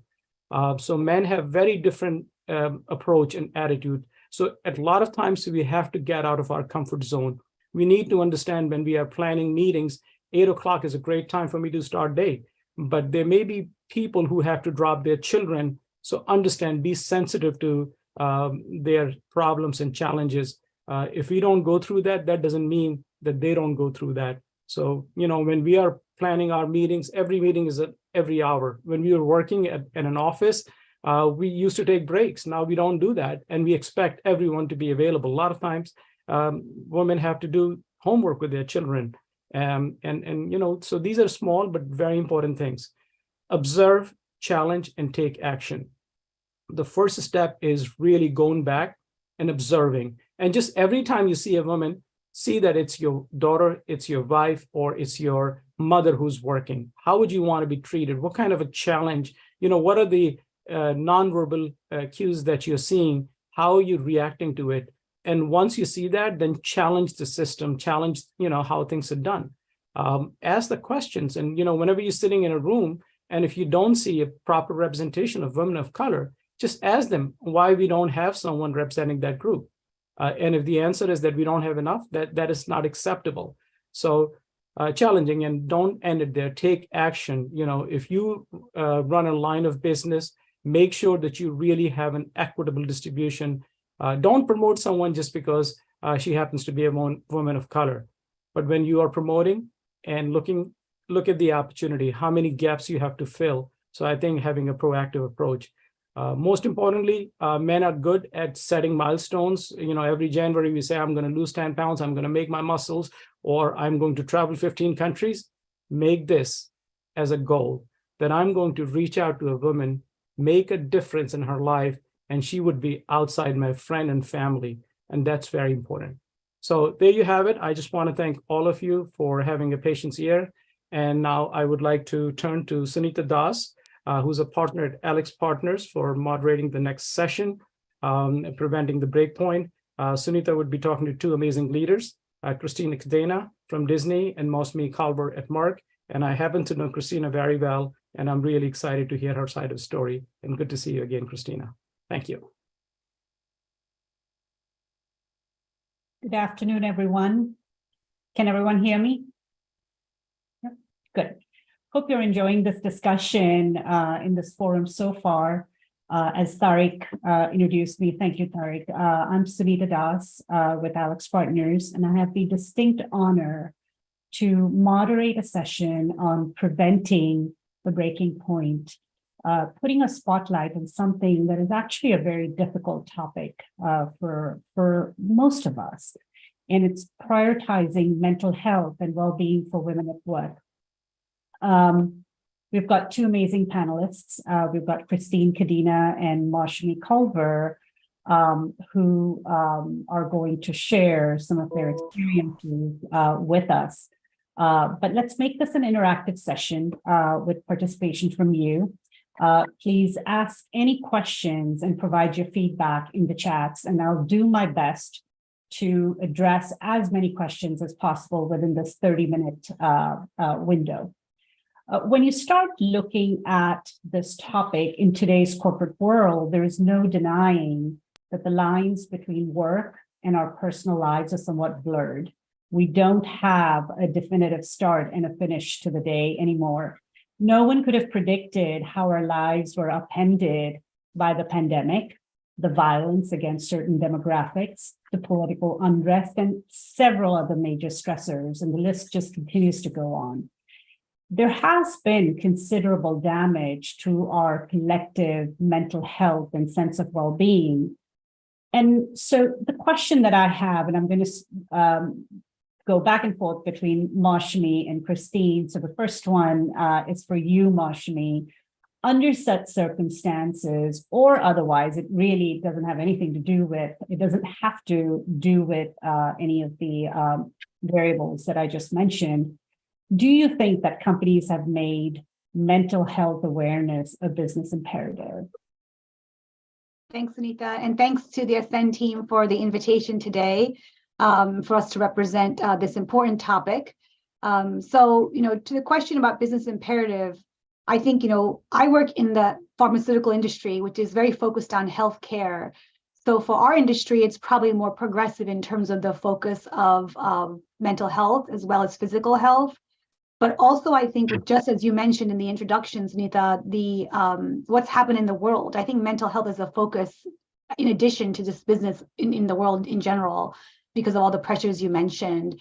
And so I think companies are starting to see that, number one, a company is only successful to meet its business outcomes if their people are the ones actually driving those business outcomes. And if your people are not okay physically or mentally, that company will not be successful. So I think people are starting to see that this is really important. I know for us specifically during the pandemic, the amount of benefits that increased to help us with some of these issues had really drastically increased in terms of the offerings and the breadth of offerings, which is, kudos to our benefits and HR colleagues in our company. But in addition to just within the company, resources outside of the company have also increased as well. So if you don't have those resources within the walls of your company, you have those external. And I think that the other thing is we talk about it more. So in addition to achieving, happy employees that are, mentally and physically, well, we want to make sure that we also talk about it a little bit more. And I think that you see that change happening a lot more. I know that we talk about as leaders a lot more as well for our employees. And I think all of us have gone through those same type of challenges that everybody else has done. And I think that that has really improved kind of the conversation around mental health, not only in our society, but also in business as well. But I am a firm believer that regardless of what company or business you're in, that the only way you can achieve success in your business is to make sure that your people are okay. Thank you. Christine, what is your view on whether this is a business imperative for companies and it is a top priority for them? Thank you so much, Anita, for hosting this. And I just really want to congratulate Ascend. I'm a huge advocate of their work, but this is just such a exciting new platform to be intersectional and really deep dive on a topic that is obviously near and dear to my heart. To answer your question, absolutely. We've seen companies across all industries add to their benefits packages. More importantly, create more access through better digital tools. So I think that's the great news. One of the wins on COVID was that we made that kind of progress in terms of resources available to employees. But I think one of the biggest things that is important to also celebrate is the fact that during COVID, we were suddenly had tools to make things more accessible to us, and accessible if I currently have my subtitles on because it's easier for me to follow and hear if I can't necessarily hear someone speak in the background. But it goes beyond that. It's access to and connection with others. It's the ability to be more intimate. You're like in my office, but sometimes you'll be in my living room or in my kitchen as I'm having a conversation with you. And through that intimacy, I know what time some of my staff members have to do pickup or drop off of kids, or understand that they might have caregiving responsibilities for a parent. And so, that intimacy and vulnerability is right in front of us and on screen. And one of the goals is that that COVID wasn't opening for those things, but now how do we sustain that and make it a norm for how we do business, a norm for how we allow or help our employees to thrive and to be their best and full selves, when we know that's how they can perform at their best and bring their full selves to work. So yes, totally important from a business perspective, but most importantly, a new way of operating in the business world. So just really excited about the progress we're making, but a big challenge to all of us on how do we sustain that, and how do especially leaders think about creating the kind of culture that makes it safe to bring that back to the office when we're back in person, or if we're hybrid, or however our new work situation is. Just as a follow-up to your answer, do you think that working from home has actually made it more stressful? Absolutely. I mean, I think that there, all of the challenges of never being able to turn it off, and for many industries, it wasn't just not being able to turn it off, but perhaps there were new challenges. We had huge parts of our business that had to shut down because of COVID and then restart. We had, new, health and business challenges at the same time. So in a challenging business environment, when you're always on, I think having those kinds of boundaries and to your point, having to develop those new skills that give permission to turn it off, give permission to not respond to that email no matter what time of day it came, right? And I think those are new business norms and new leadership muscles that we have to grow.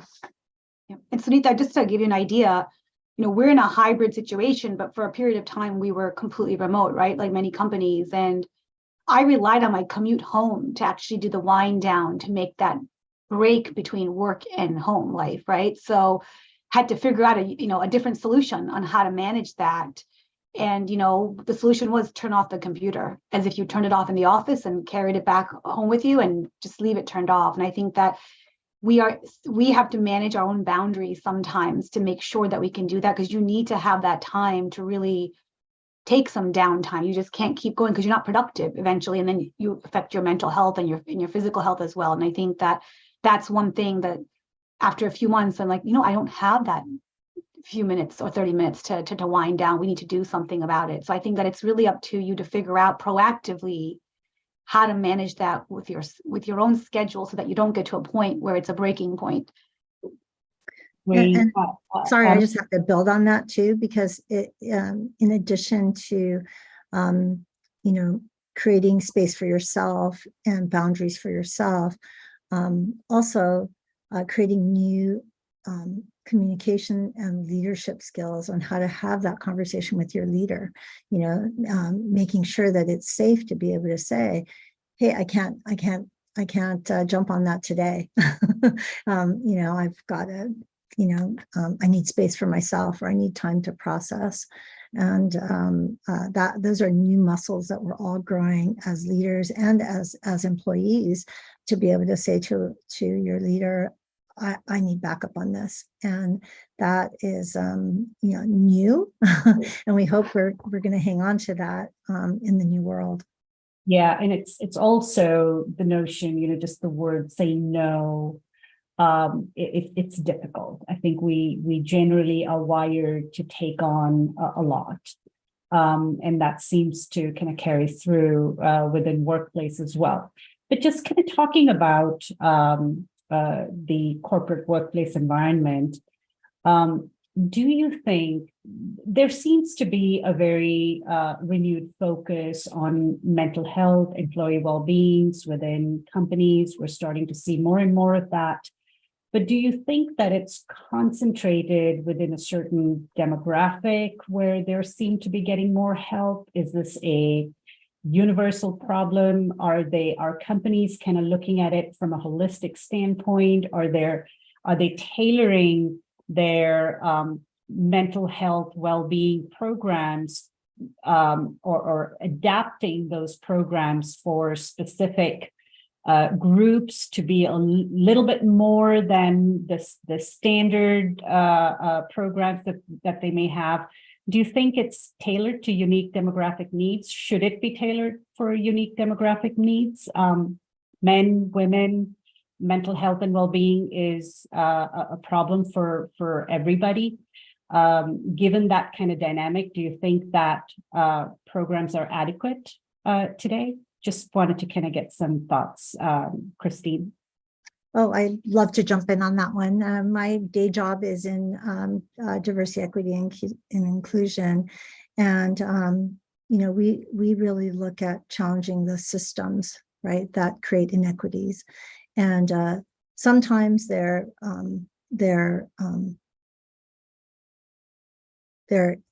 thoughtful, and sometimes it's just being thoughtless. So what I try to think about is what assumptions have we made in the kind of resources that we've created for employees? Are they as inclusive as possible? And do they, I'll just speak from my own personal story, as a Asian woman who's a mom and a caregiver and, first generation college student and, first in my family to work in entertainment. I feel like there's an extra tax in so many ways in how I show up in the workplace. And it's not just about who I am, but it's also what stage of life I'm in. Early in my career, it was about being new to this industry, not having any resources or understanding about how to show up in a workplace like this. Later, it was because I was a mom of 3 kids and a mom of an adopted son. And then, as you move on in your career, I went through a divorce after 30 years of marriage, and that was incredibly traumatic. And later, as a parent of adults and young adults, those new dynamics and what they were going through. And now, as a caregiver, my husband was diagnosed as stage 4 cancer, and I'm caring for a 90-year-old mom.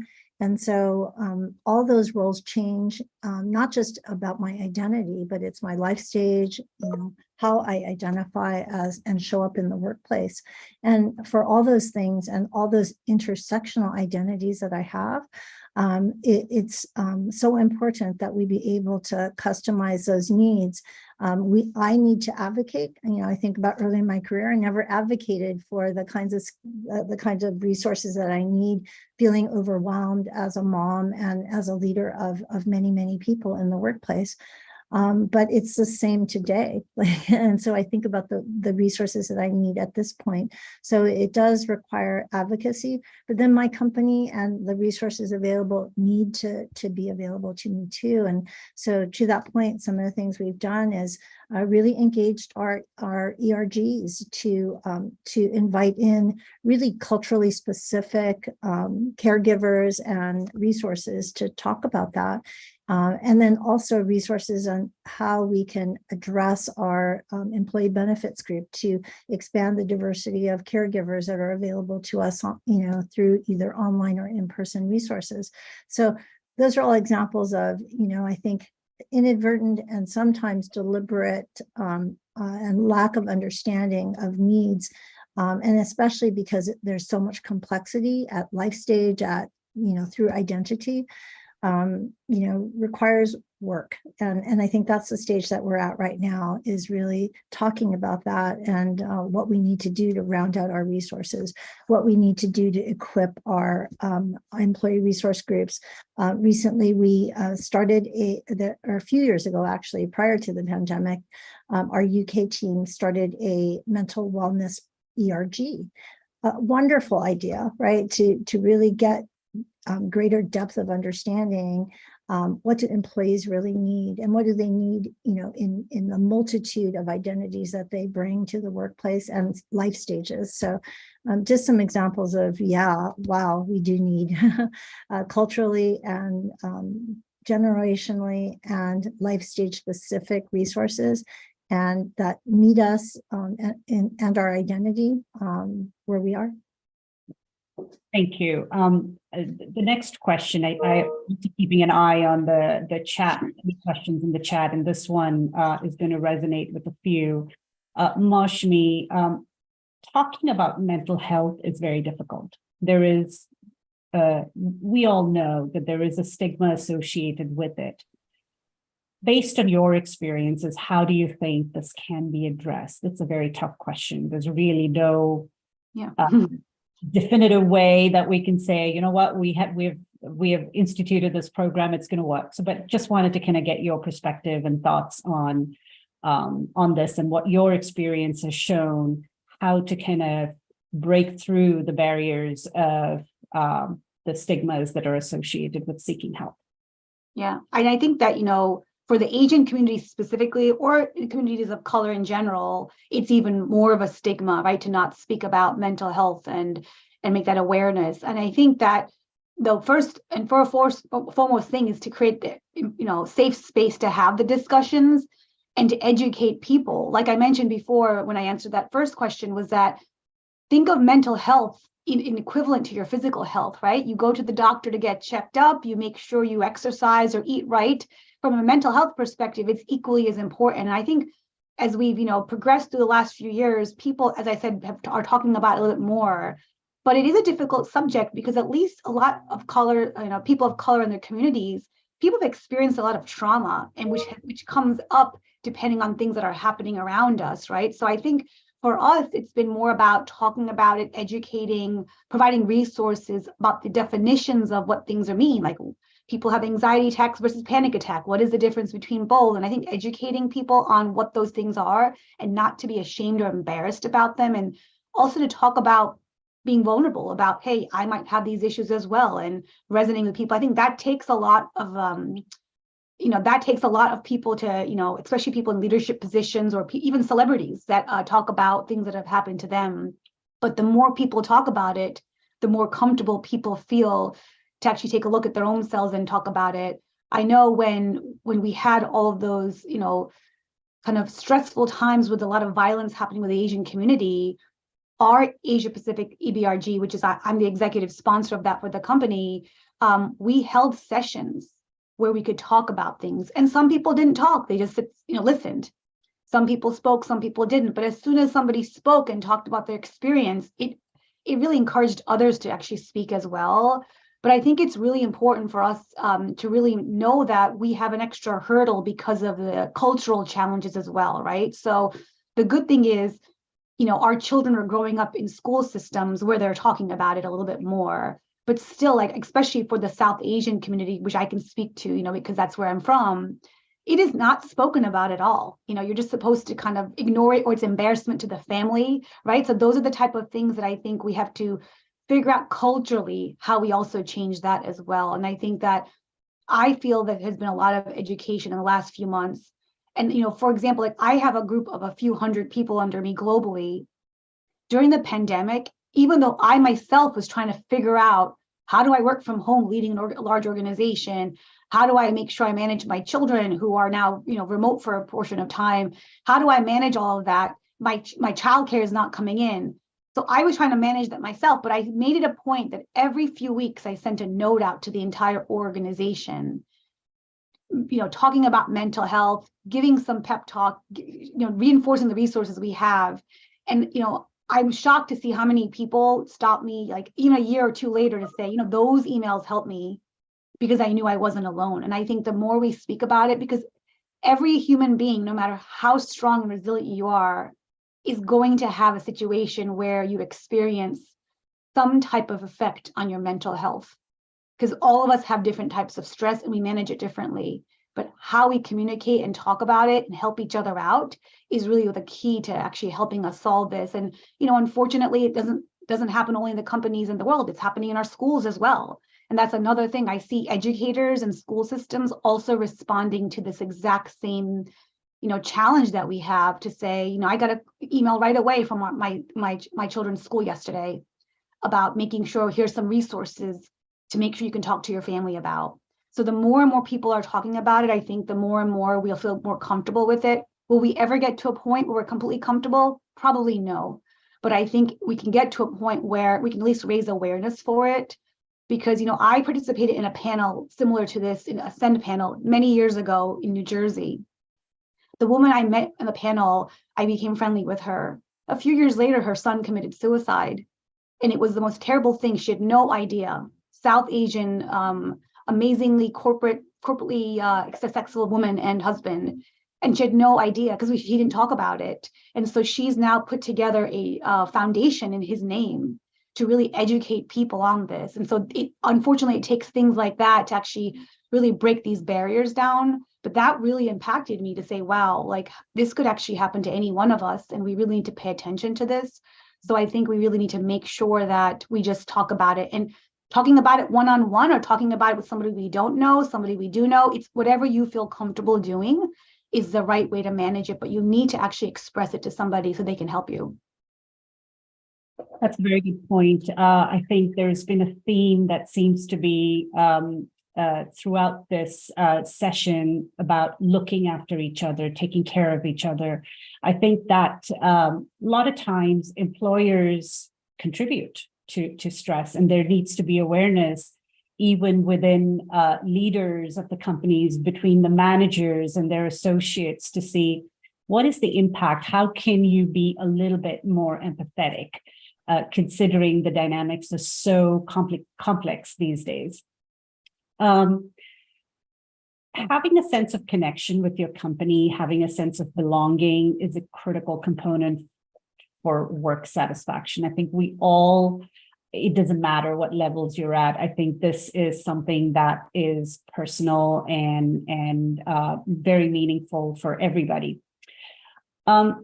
Christine, what measures can companies take to build that deep connection between employee and employer?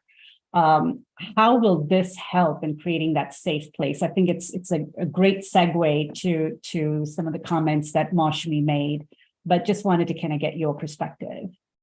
Yeah, Mashmi, you made so many good points about the role of a leader in creating that safe environment and a trusting environment. And, if you don't feel safety at home to talk about it or with your family, a workplace can be actually a place of belonging. And whether it be at a buddy level, like someone you have a really strong relationship with, or a village or a network that you have via ERG, or it could just be a work group that you have built a trusting relationship with. I think that's the challenge of employers, right? To create a place of belonging, and that's definitely a goal for us. Not only do you want to see yourself represented, and do you want to hear stories that connect and you can relate to, not just impervious female leaders who don't look like us and never take any breaks and have all the childcare and support that they need at home. I think it comes from creating a place of safety, but also a willingness to connect and be vulnerable as a leader, and share your stories. And that it's scary because culturally that is not how what I was taught to do. I was taught to just work harder, head down, and be grateful for the role that you have. But in fact, your best self can be found when you feel safe and you feel that sense of belonging and that sense of vulnerability, because it just creates not just a safe space to work, but the kind of team environment where you feel that commitment to your team members, but also that emotional connection and that higher purpose to the work itself, right? Whether it's the quality of the work or at a bigger scale.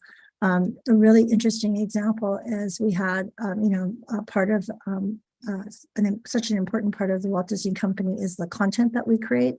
And a group of employees engaged in a workshop around mental wellness in the workplace and in content.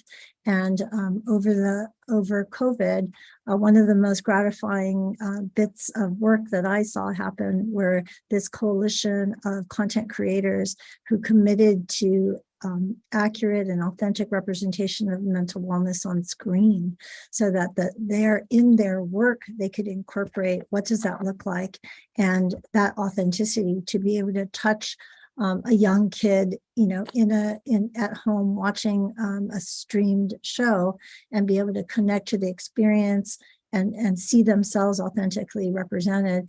It was really exciting because it involved a coalition of external mental health providers, as well as coalitions of folks like USC Annenberg, but they work together. And so this is like, in terms of belonging, the ultimate, right? I see something important to me. I see myself, and I'm committed to doing work that's larger than what I do every day, and can impact others. And that sense of purpose was, so exciting to watch kind of unfurl. And that's an example of, when you can authentically show up, when you authentically feel a sense of belonging, you can apply that to work that is larger than yourself and be in community with others. So I just love that example, and of how belonging shows up and how it delivers value, to the company and to the world when employees are able to show up in that way. So.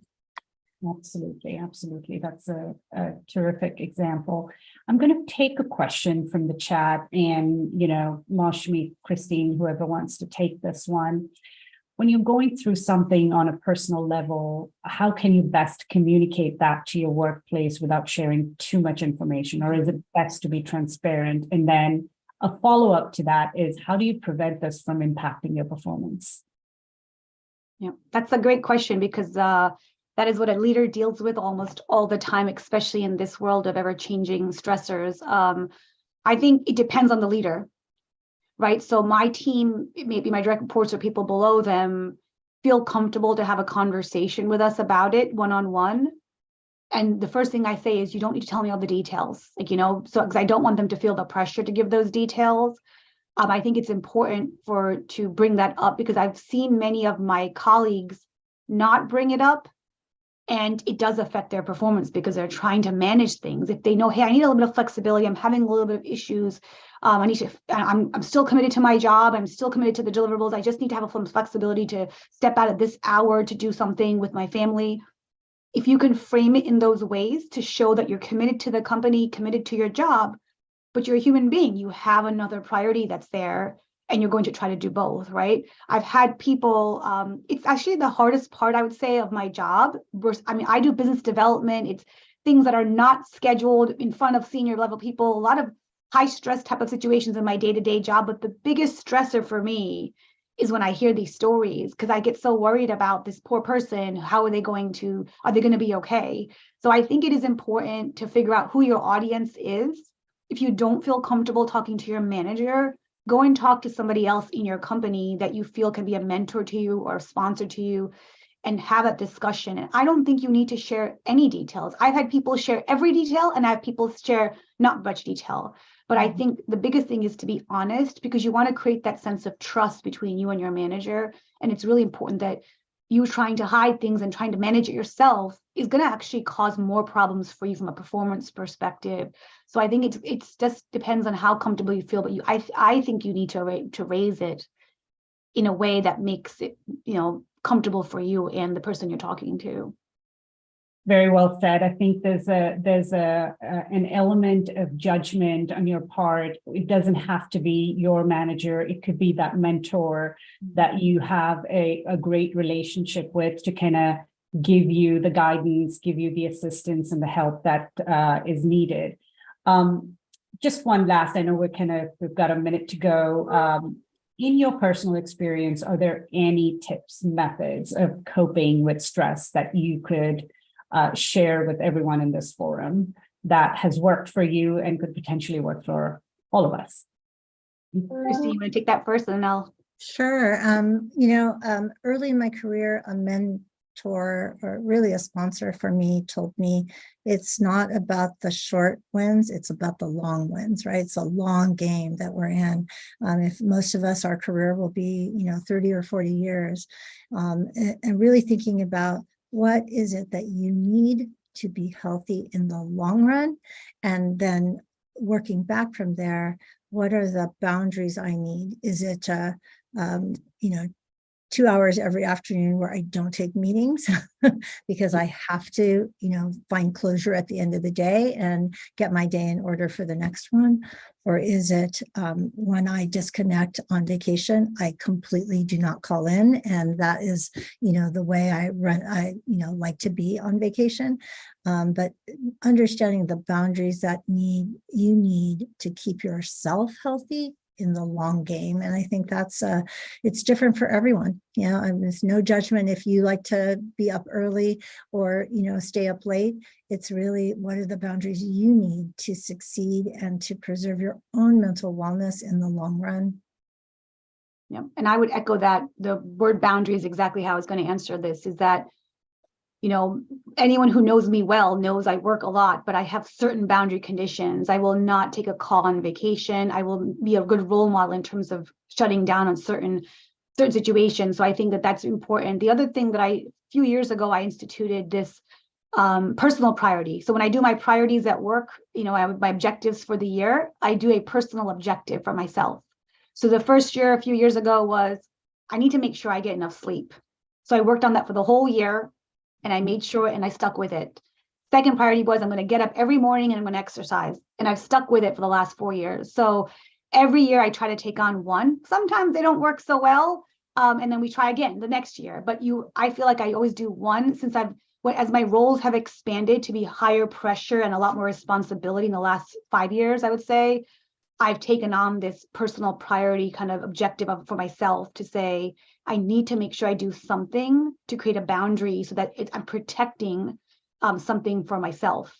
And that's what I've been trying to do. I've been doing this for the last, I think, 6 or 7 years with this personal priority, and probably out of the 6 or 7 years, maybe 1 or 2 I haven't done a great job with. And so we'll just recycle and try to do those again. But I think that it's important for the boundary pieces, because you can't perform well and you can't be there for your people or for your family if you actually don't take care of yourself. And as anyone can resonate, women are really bad about putting themselves first. We're always putting ourselves last. And prior to this, the panel that was just on, Darik was saying about, you have to worry about your kids doing homework.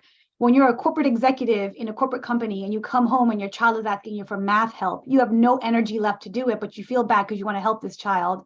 So what I did was look at my benefits. There's actually tutoring service discounts available through a network of people that our benefits offer. And I picked up the phone, called the tutor, and got it sorted out after a month of figuring out how I'm going to manage this. So don't be also afraid, besides boundaries, to ask for some help when you need it as well. Don't take it on all yourself. Thank you. Thank you for sharing with us your insights and giving us a brief glimpse into your thought process as well. This is a tough topic. We need to continue to talk about this. We need to continue to put a spotlight on this. And it is a work in progress. I was just reading an article by the International Labor Organization, where they are now going to institute policies where mental health and well-being has to be a mandate for companies. So clearly there is a lot of work that is being done in this particular arena to make all our lives a little bit better. But again, stay strong and watch out for each other. Thank you, everyone. Sunita, I'll also add, just ask people, are you okay? You don't have to go into too much detail. Are you okay? It's a simple 3 words question, but I think that helps at least bring some people down from a stress level perspective. So important and spot on. Thank you. I'd like to thank the Ascend leadership for this opportunity. This was my first time in being part of this organization, and I'm just loving the discussions that I've been participating in today. And thank you, Moushami, Christine, for your time. Back to you.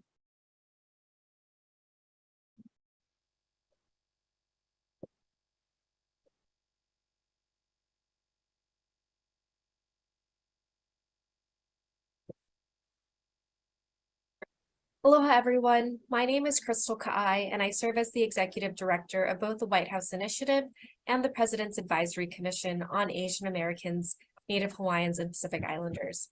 It is truly an honor to join you virtually for this year's Women of Ascend Leadership Conference. I want to especially thank your National Director, Robina Singh, and the entire Ascend team for creating this important space to uplift the contributions of women of color as we close out International Women's History Month. Growing up as a little girl in Hawaii, I never imagined that I would one day have the honor of serving as the first Native Hawaiian in history to lead the White House Initiative and the President's Advisory Commission. But I am so grateful that under the Biden-Harris administration, we have a president and a vice president who truly see our diverse AA and NHPI communities and who have made it a priority to advance equity for all Americans, including communities like ours who have not always had a seat at the table. The federal government plays a significant role in defending and advancing women's rights and securing equal opportunity for women and girls across our nation and around the world. And from day one, President Biden has made it a priority to advance racial and gender equity in unprecedented ways. The president believes that people are policy and that our nation is strengthened by its diversity. And this is evident in the makeup of this administration at all levels. At the start of Women's History Month on March 1st, the president held a ceremony at the White House where he nominated Julie Su to be our next U.S. Secretary of Labor. Once confirmed by the Senate, Julie will become the fourth Asian American woman to serve in the president's cabinet, along with historic firsts like Vice President Kamala Harris, U.S. Trade Representative Ambassador Catherine Tai, and White House Office of Science and Technology Policy Director Dr. Arthi Prabhakar. In fact, President Biden's cabinet is the most diverse in history and includes a record number of women. But it doesn't stop there. Asian American women drive the work of major federal agencies as well, from Kiran Ahuja, who leads the Office of Personnel Management, to Lena Khan, who chairs the Federal Trade Commission. And I have the pleasure of working closely with a dear friend and colleague, Erica Moritsugu, who serves as Deputy Assistant to the President and is the first ever AA and NHPI Senior Liaison in the White House Chief of Staff's office. This decision to appoint women to senior leadership positions throughout our government has played a critical role in signaling to other world leaders that the United States takes gender equality seriously. And this is important because when women have a seat at the table where decisions are being made, we can truly make a difference. And this is true not just in government, but in the corporate sector as well. That's why I am grateful for the work that organizations like Ascend do to level the playing field for Asian American, Native Hawaiian, and Pacific Islander women across different sectors. This work is more critical now than ever as our nation continues to recover from the COVID-19 pandemic, which exacerbated health and economic disparities and fueled a rise in anti-Asian hate. That's why on his very first day in office, the president signed an executive order to advance racial equity throughout the entirety of the federal government. And within his first week in office, he issued a presidential memorandum to condemn and combat racism, xenophobia, and intolerance against AA and NHPI communities. But sadly, we know that many Asian Americans still do not feel safe and worry that they will become a hate crime victim. And that is why the work of our White House initiative is so important. Just 2 weeks ago, we marked the somber 2-year anniversary of the Atlanta spa murders, in which a gunman targeted 3 separate Asian-run businesses and killed 8 people, including 6 women of Asian descent, during what became a tipping point for the Asian American community. In response to these shootings, President Biden doubled down on efforts to address anti-Asian xenophobia and hate. And during AA and NHPI Heritage Month in May 2021, the president signed Executive Order 14031 to reestablish and reinvigorate the White House Initiative and the President's Advisory Commission on AA and NHPIs. And he also signed into law the bipartisan COVID-19 Hate Crimes Act to address the rise in hate crimes we saw throughout the pandemic. But our work is not over, and we in the White House Initiative are laser focused on coordinating government-wide efforts to address anti-Asian violence and hate, including gender-based violence. In January of this year, the White House released its first ever national strategy to advance equity, justice, and opportunity for AA and NHPI communities. The administration has also prioritized historic efforts to advance gender equality through the White House Gender Policy Council. So on these fronts and more, please know that you have allies in the administration who are uplifting the needs and concerns of AA and NHPI workers, businesses, and families at the highest levels to ensure that our communities are not left behind. On behalf of the White House Initiative, we look forward to working with Ascend to expand economic opportunities and foster greater career and leadership pipelines for our communities. Thank you again for the honor to join you today, and enjoy the rest of your event.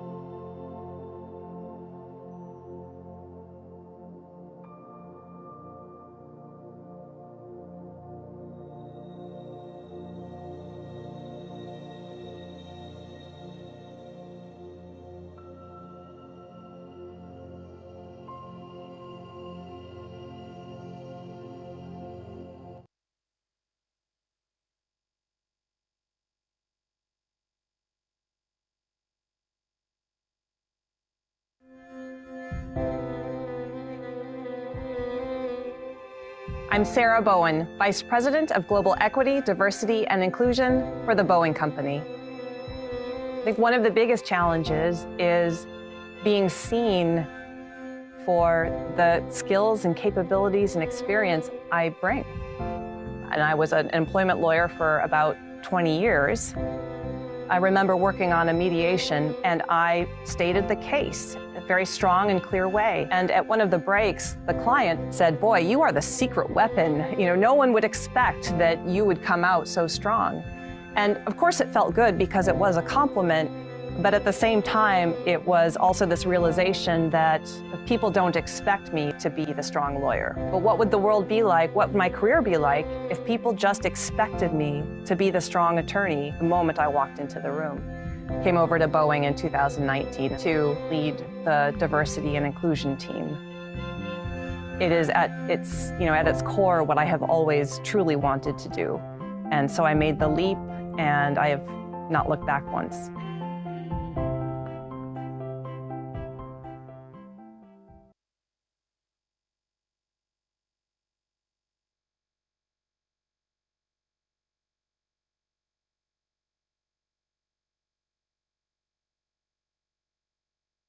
Had a manager say to me, "You need more points on the scoreboard before you get promoted," even though I had been doing the job and been driving the impact. Growing up at API, my culture really, for me, focuses on the collective and not rocking the boat. So my reaction to my manager was head down, work harder, and then I'll get recognized. But ultimately, it didn't matter.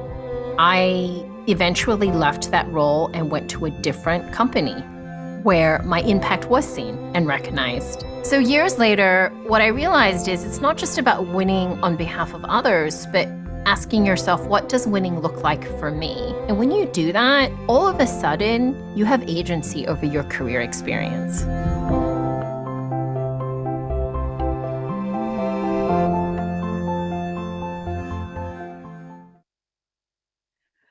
Leadership begins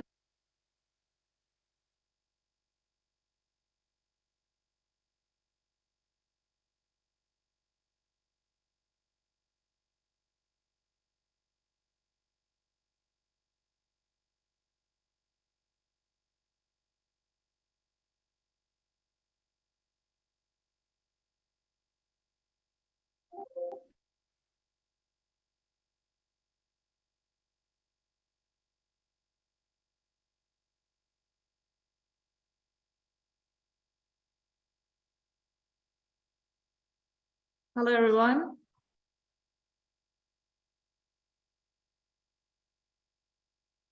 I hope you guys can hear me well.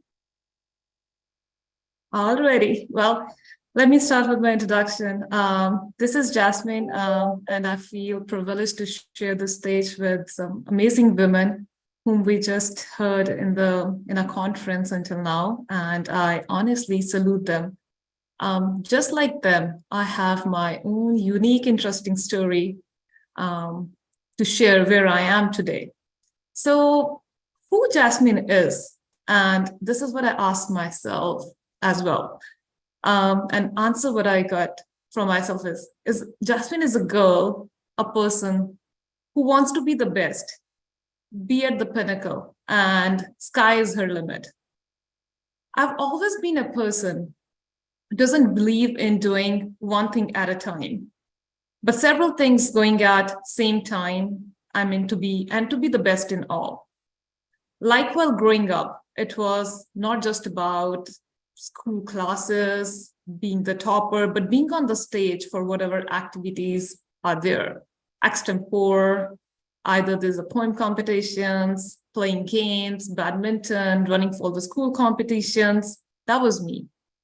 From 7th or 8th grade onwards, I started leading the scout programs, which I got nominated by the voting criteria in the school.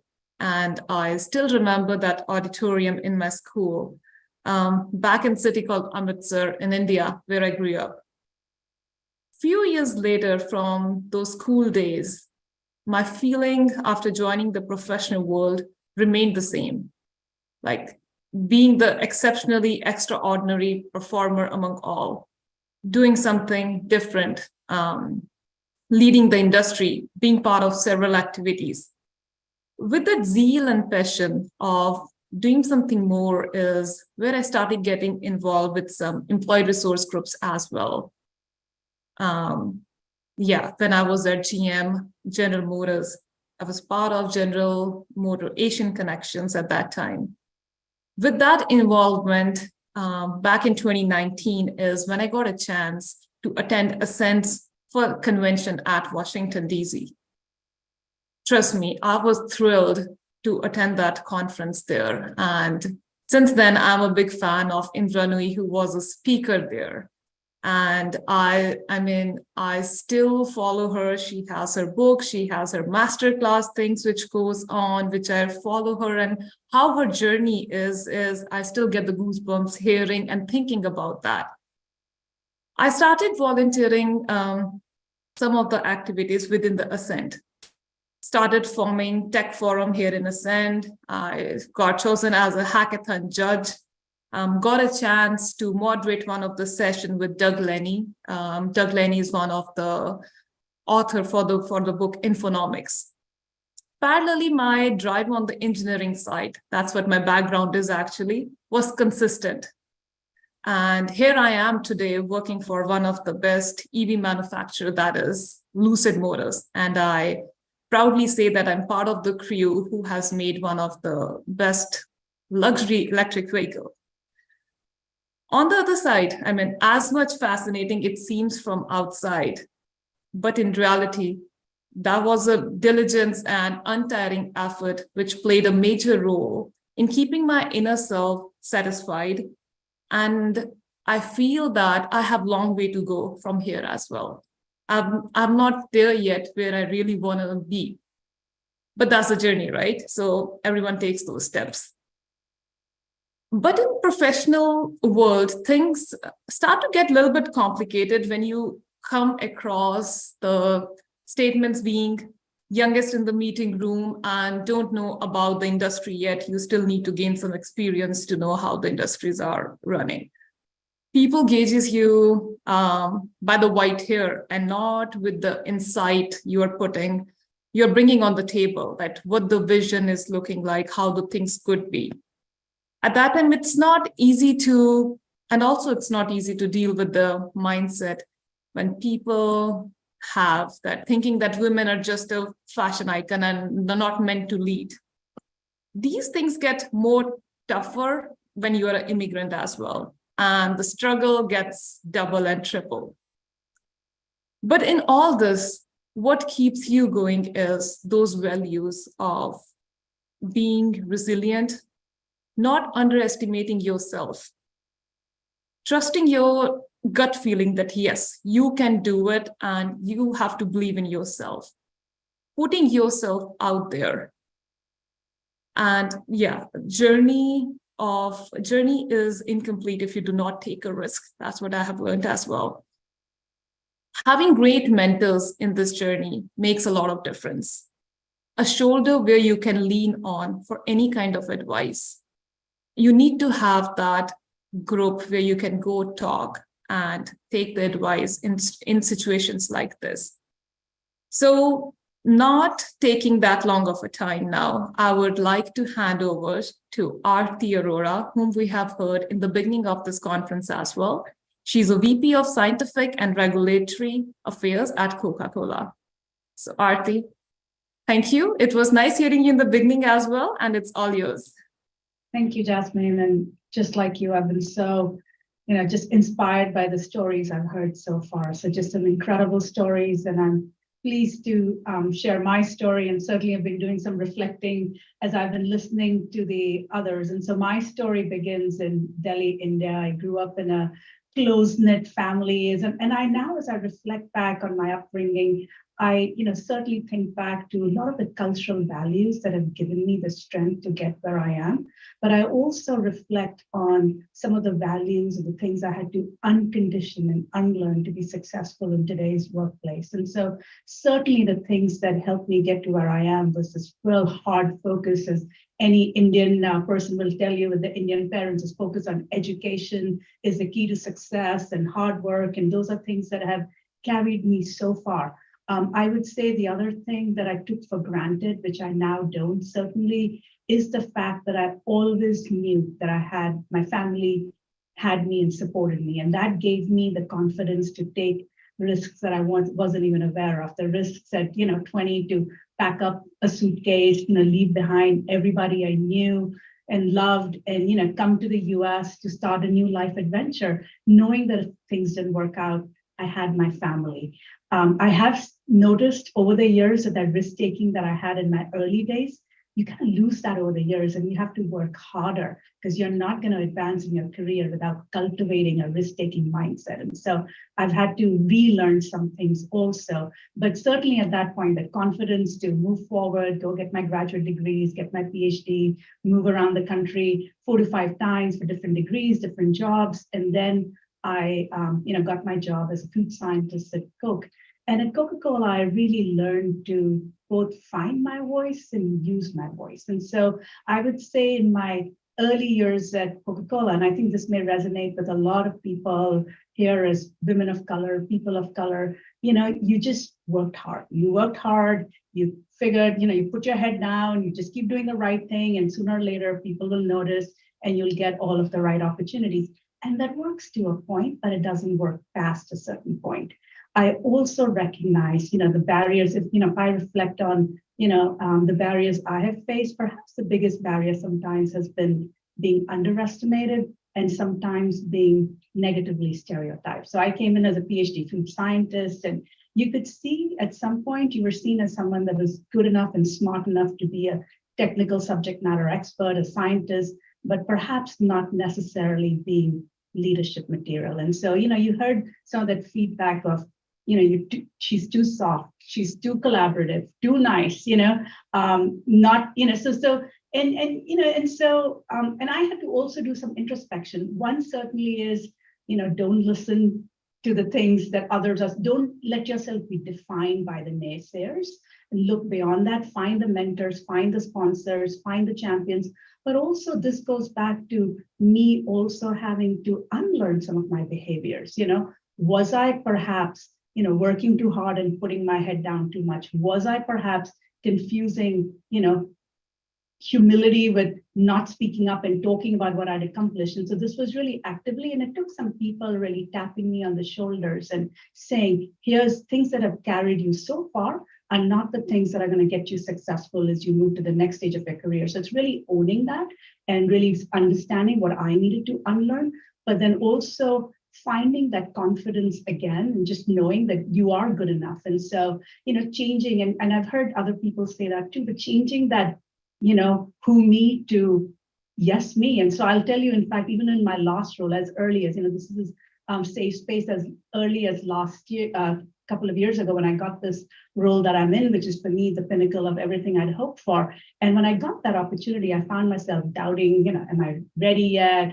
All of these reasons where perhaps I shouldn't raise my hand now. And it took, people that believed in me. It took my husband, others telling me, are you crazy? There is nobody that's more suited for this job at this point. And I'll tell you, 2 years into the role, I know it and I recognize and I acknowledge it. And I know I am the leader that the company needs in the role that I'm in right now. And I own that. I know that, but I also know that some of the things that I was told earlier on in my career were holding me back are the things that make me an impactful leader. So the fact that I am told that I create a human touch, I have created this environment of trust where we can push people, to have high performance, but with high support. So it's also, let's own and have confidence in our strength. And so I am proud of that. I am proud that I work at a company that, you have enough people that believe in you, that see that potential and help you live up to your potential. I think some of the themes I heard before, I will highlight and say, yes, it's very true. Make sure not just mentors are great, but we need sponsors. When you think back to, the days where the men were golfing and, you're kind of helping each other out, that's how somebody explained to me the difference between a mentor and a sponsor. A sponsor is someone who's going to stick their neck out for you. They're the ones that are going to say, yes, this person is the right candidate for this job, and that's why. And so you really need people. And I know all of the roles that I've had, and I know I wouldn't be in the role that I'm currently in if I didn't have those sponsors. So what do I do now? I'm certainly a strong believer in STEM education. I sit on nonprofit boards, and, help really sponsor and make sure women especially are coming up in the STEM field. But I find myself, the job that I take most seriously, both formally and informally, is mentoring and watching out, especially for other women of colors, because I see in them, many of the things I saw in myself earlier in my career. And so I make sure they're not holding themselves back. I make sure they're stretching. I make sure because we say you're not going to grow unless you take risks. You're not going to grow unless you're uncomfortable. And I find with too many women, we want to be 150% ready before we'll raise our hand, but that's not how life works. And so I find sometimes they need that gentle nudge.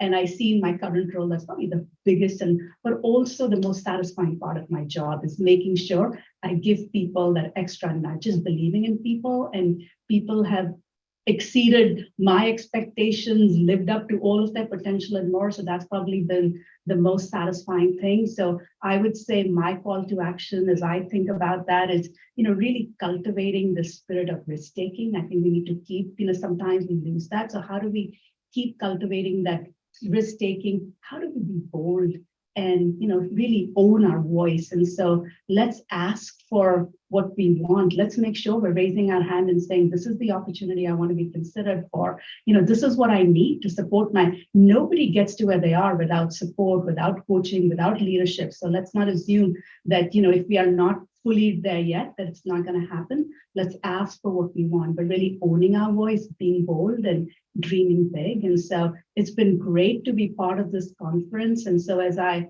hand it over to our next storyteller, I just wanted to, again, it's just so clear to me, this is my first Ascend conference, but it's clear that Ascend continues to break ground when it comes to supporting people of color and especially women of color. So I'm really proud to have been part of this conference today. And I'll next hand it over to our next storyteller, Dr.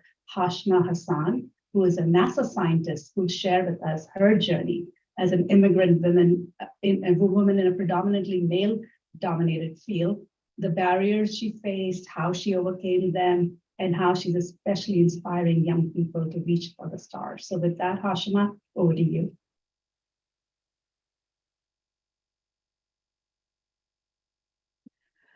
Leadership begins with a dream.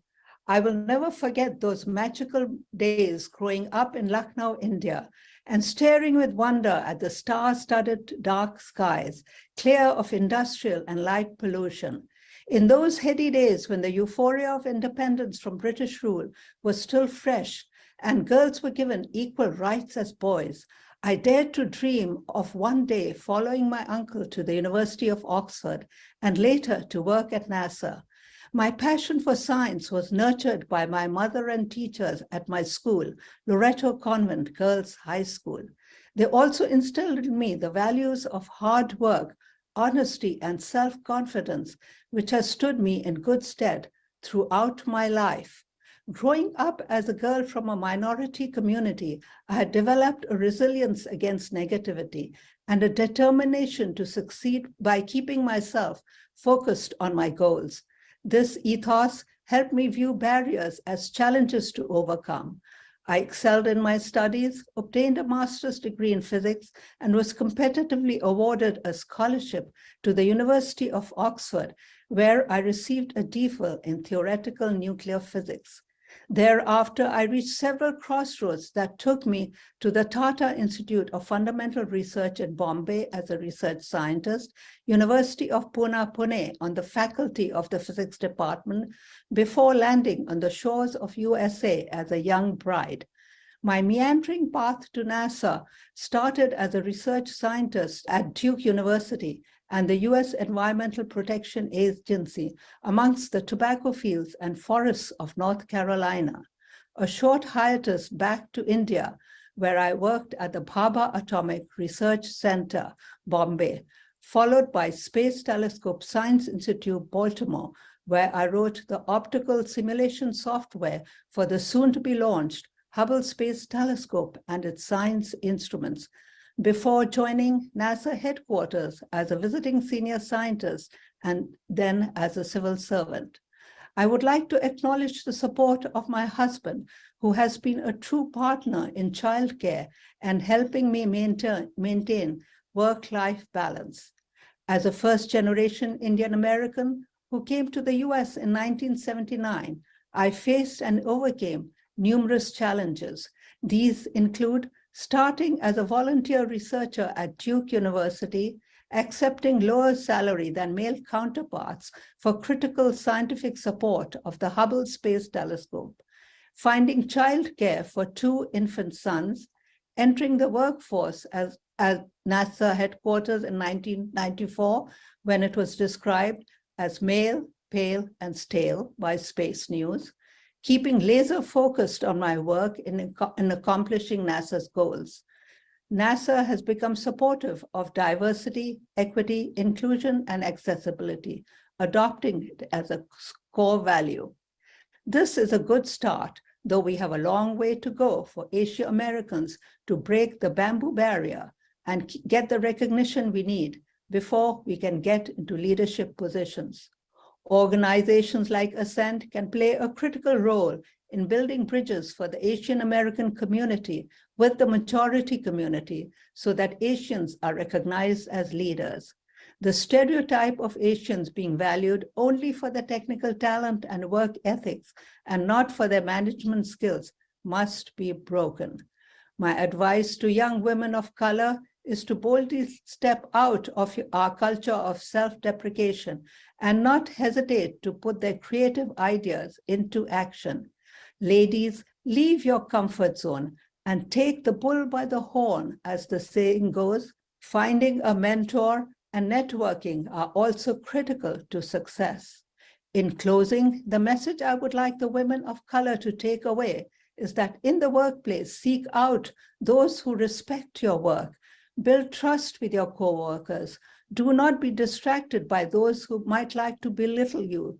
Use your strong cultural values of politeness, strong work ethics, honesty to work for you, not against you. Do not hesitate to take control and lead change. Getting to the peak of one's career is an uphill battle for anyone. For women of color, it's that much harder. Strive to be better than the best and enable your organization to have its senior leadership look like the diverse face of America. Thank you.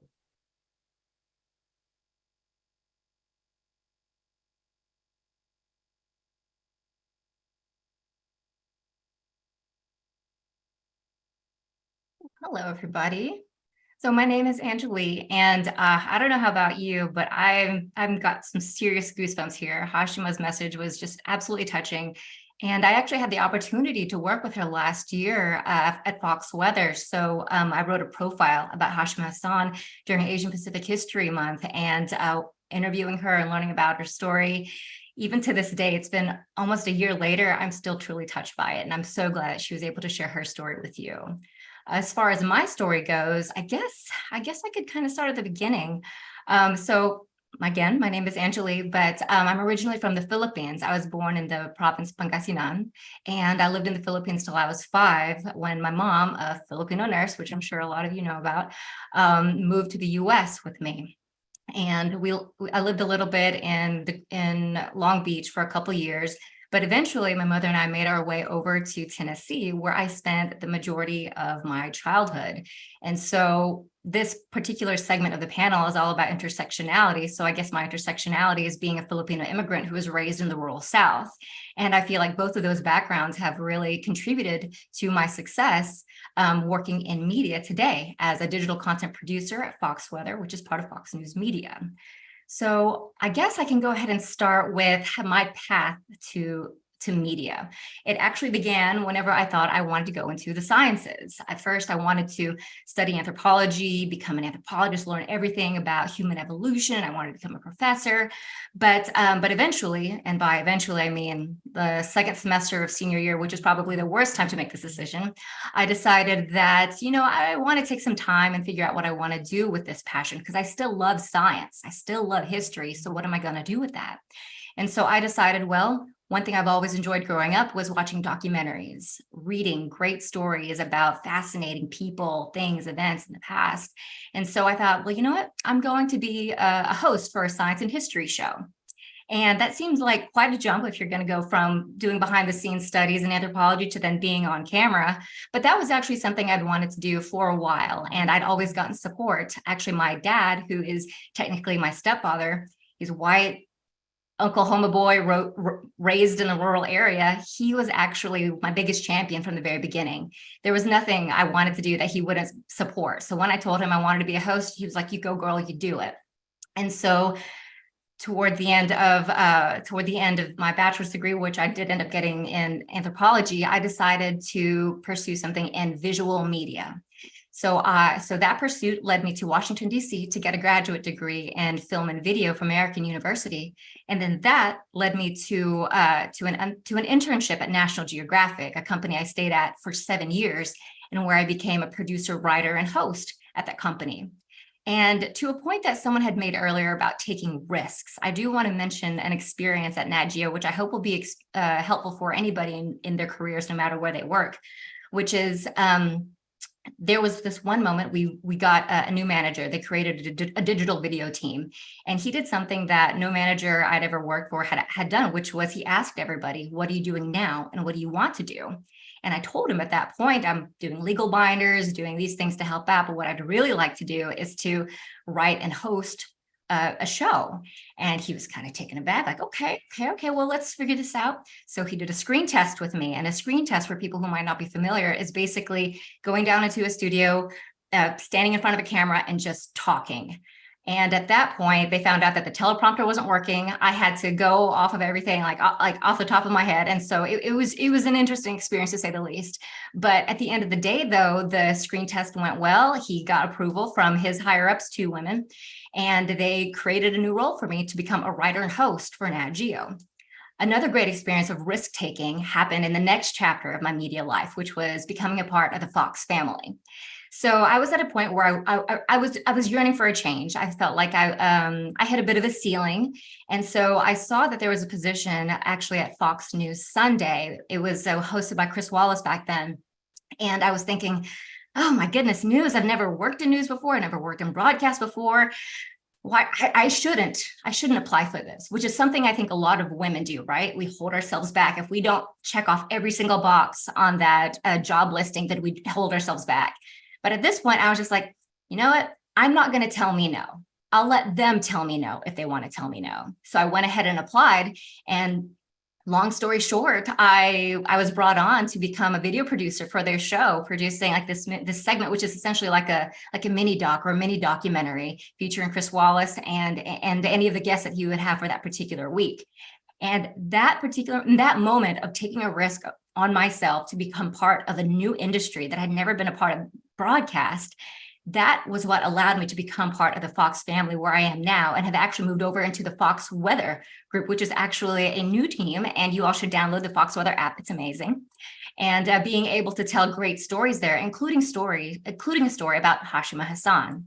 So that is actually one of the things I really enjoy about my job right now, which is using it as a platform to elevate minority voices, or elevate people who maybe don't have a chance to be on camera or be on a podcast, something like that, but using my platform to pitch their stories, write about them, make a video about them, and just doing my part to help our community out one story at a time.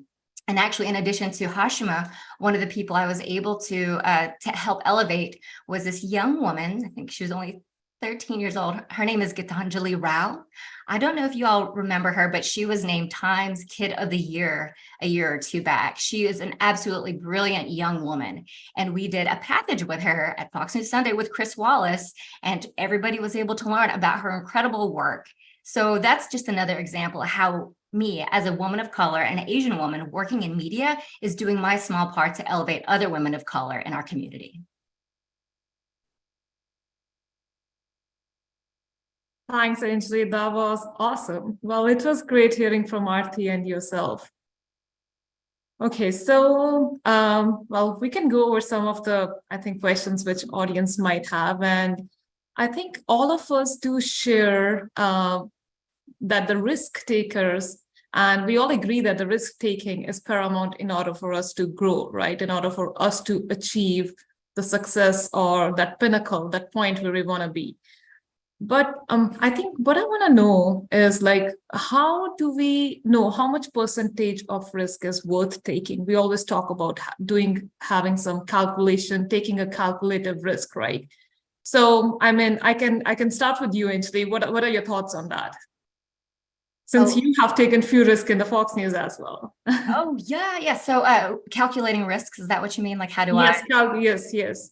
I think for me, it's just if I feel like I have done the work, if I feel like I've done the time to develop skills and have been kind to my coworkers, been a good team player, and I want that little extra something or a little something different, I feel like the calculation is done. I've already done the work in the front load, so I just need to go ahead and make that ask. And so that is something that I feel like for a lot of people, you want to make that calculation. Sure, you want to be careful. You don't want to like ask too much. But at the end of the day, if you're the kind of person who's worried about asking too much, you're probably just fine. Because if you are that thoughtful and that considerate and that self-aware, you've already made the calculation for yourself. Go ahead and go for it.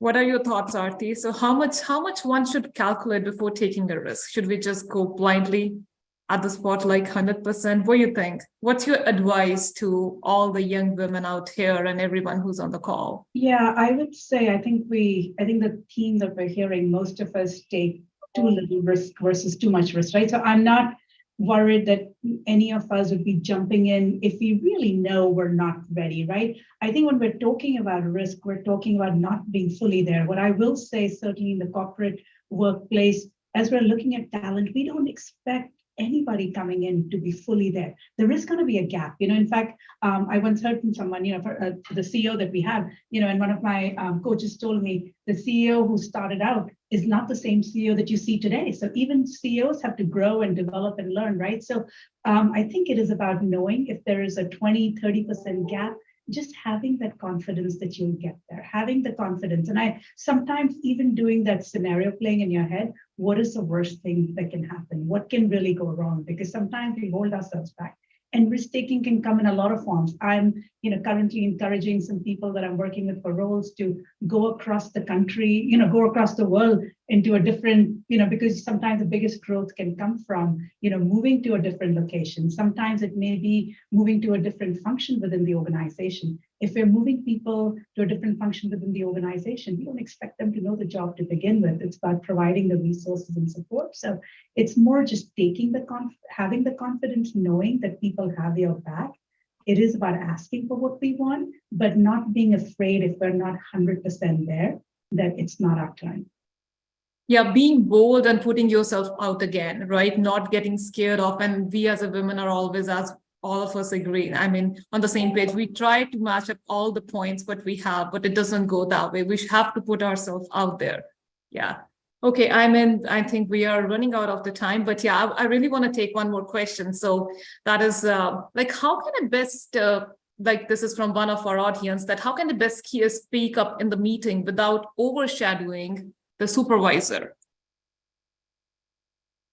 I think if you're in the right environment, it shouldn't be seen as being overshadowing, right? And I think that's, again, perhaps, I know for me, it was something I had to unlearn. It may be a Indian, an Asian, a cultural thing. We want to be so respectful. But if you're in the right organization where we're valuing all voices at the table, we actually aren't doing our job if we aren't speaking up. Of course, we've got to speak up, with the right, it's got to be objectively fact-based. But if we're doing it respectfully, if we're doing it with authority, we'll find ourselves not worrying so much about, disagreeing. In fact, I would say if I'm in a meeting with my leaders and I speak up and have a different point of view, it helps them have the right decision. And I wouldn't be doing my job if I kept quiet because my boss might have a different perspective than I do. So I think let's own it. And if your supervisor isn't comfortable with you speaking up, and I think that just says that perhaps we're not in the right environment to ask for the right environment that we all deserve. Yeah, I think in the right environment, you will not come across a situation like this, though. Anjali, do you want to add anything to this? Oh, absolutely. And I just want to echo the importance of being in the right place so that you can be able to speak up and not be seen in a negative way. And a lot of it just has to do with relationship building. Just if you can find yourself that amazing manager who wants people to speak up, either in a larger meeting or to her or to him privately. Just full disclosure, I'm slacking my manager all day long. She's probably just like, okay, I get it. But it just speaks to the kind of relationship and the workplace culture that you all have. If you can have that kind of relationship where you're constantly communicating, then speaking up in a meeting, that's not a big deal at all. Yeah, I totally agree to that. I think, yeah, we are running out of time, but yeah, it was, I would like to thank Ascend once for giving us this opportunity and being part of the conference for the Uplifting Women of the Color. Well, I will be looking forward to see everyone in July for the Ascend convention in Austin. And Anjali, I'll hand over to you for concluding this conference. Wonderful. Thank you, Jasmine. Thank you, Aarti. And thank you, everyone, for making this conference just an absolute dream. It's been an honor to be a part of it, and it's been an honor to hear every single one of your stories, and I look forward to keeping in touch with you all. So today we've decided to close out our conference with a video that we had produced for Fox Weather about how Washington, D.C.'s cherry blossoms became such a rite of spring, essentially. So we are going to play, Marco is going to play a video that we've produced, but just to kind of kick things off, I want to give a little bit of background to the story. So we produced it last year as a way to highlight this thing that I feel like a lot of people, especially on the East Coast and I guess around the world, know about in Washington, D.C., which is the pink cherry blossoms that just essentially take over the National Mall. It's absolutely gorgeous. If you haven't been, check it out either online or in person. And as someone who has lived in DC for a while, I knew that there was a connection to Asia. And I knew it was a Japanese connection, but I wasn't fully certain what that connection was.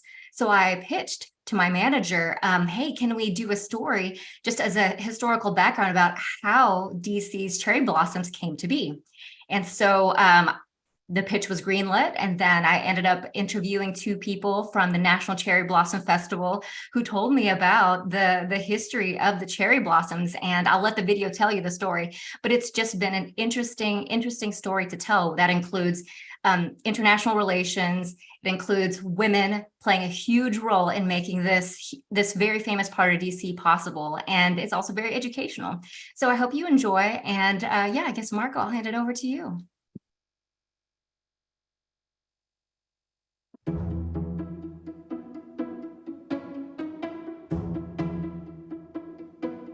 So the National Cherry Blossom Festival always starts the first day of spring, March 20th. Washington, D.C. is in bloom, not just with the trees, but with the enthusiasm and excitement and the sense of hope and renewal. It is the time to welcome spring. It's not spring in America until the cherry blossoms bloom in Washington, D.C.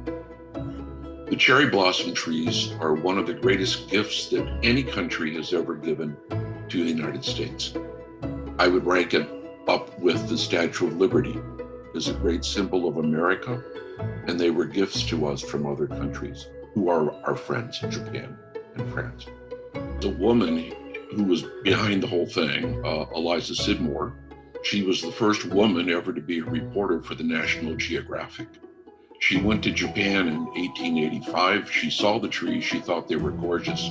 And for 25 years, she ran a one-woman campaign, writing to almost anybody who could read, to say we ought to plant these beautiful cherry blossom trees in Washington. And finally, in 1910, Mrs. William Howard Taft, the First Lady, heard about it, and she was the one who decided, let's plant Japanese cherry blossom trees. And she told the Army to do it. The Army was in charge of Washington, D.C. then, because we had no Park Service. So they went and they found some Japanese cherry trees in Pennsylvania, about 80 or 90 of them, and they planted them out in Potomac Park. And when the Japanese heard about it, they said, how would you like 3,000 of those trees? We'll give them to you. Yeah, the trees actually came to Washington, D.C. in 1912. There was a previous shipment, 1910, from Japan, but those trees were infested with some insects and other kinds of diseases, so they had to be destroyed. They were burned. And they sent us another shipment in 1912 that was perfect. That was 3,000 trees, and that was how the gift of the trees from Japan came about. Well, the man who was behind it, who sort of put everything together, was a Japanese biochemist. He's the man who isolated adrenaline, which we use today as epinephrine. It's the epi and EpiPen. He lived in New York, and he was kind of a bridge between Japan and the United States. And he thought it would be a wonderful thing for U.S.-Japan relations to bring this symbol of Japan, the cherry blossom trees, to America. Who would have thought 110 years ago that this very important gift of U.S.-Japan relationship and friendship would become one of the greatest celebrations of spring in the world?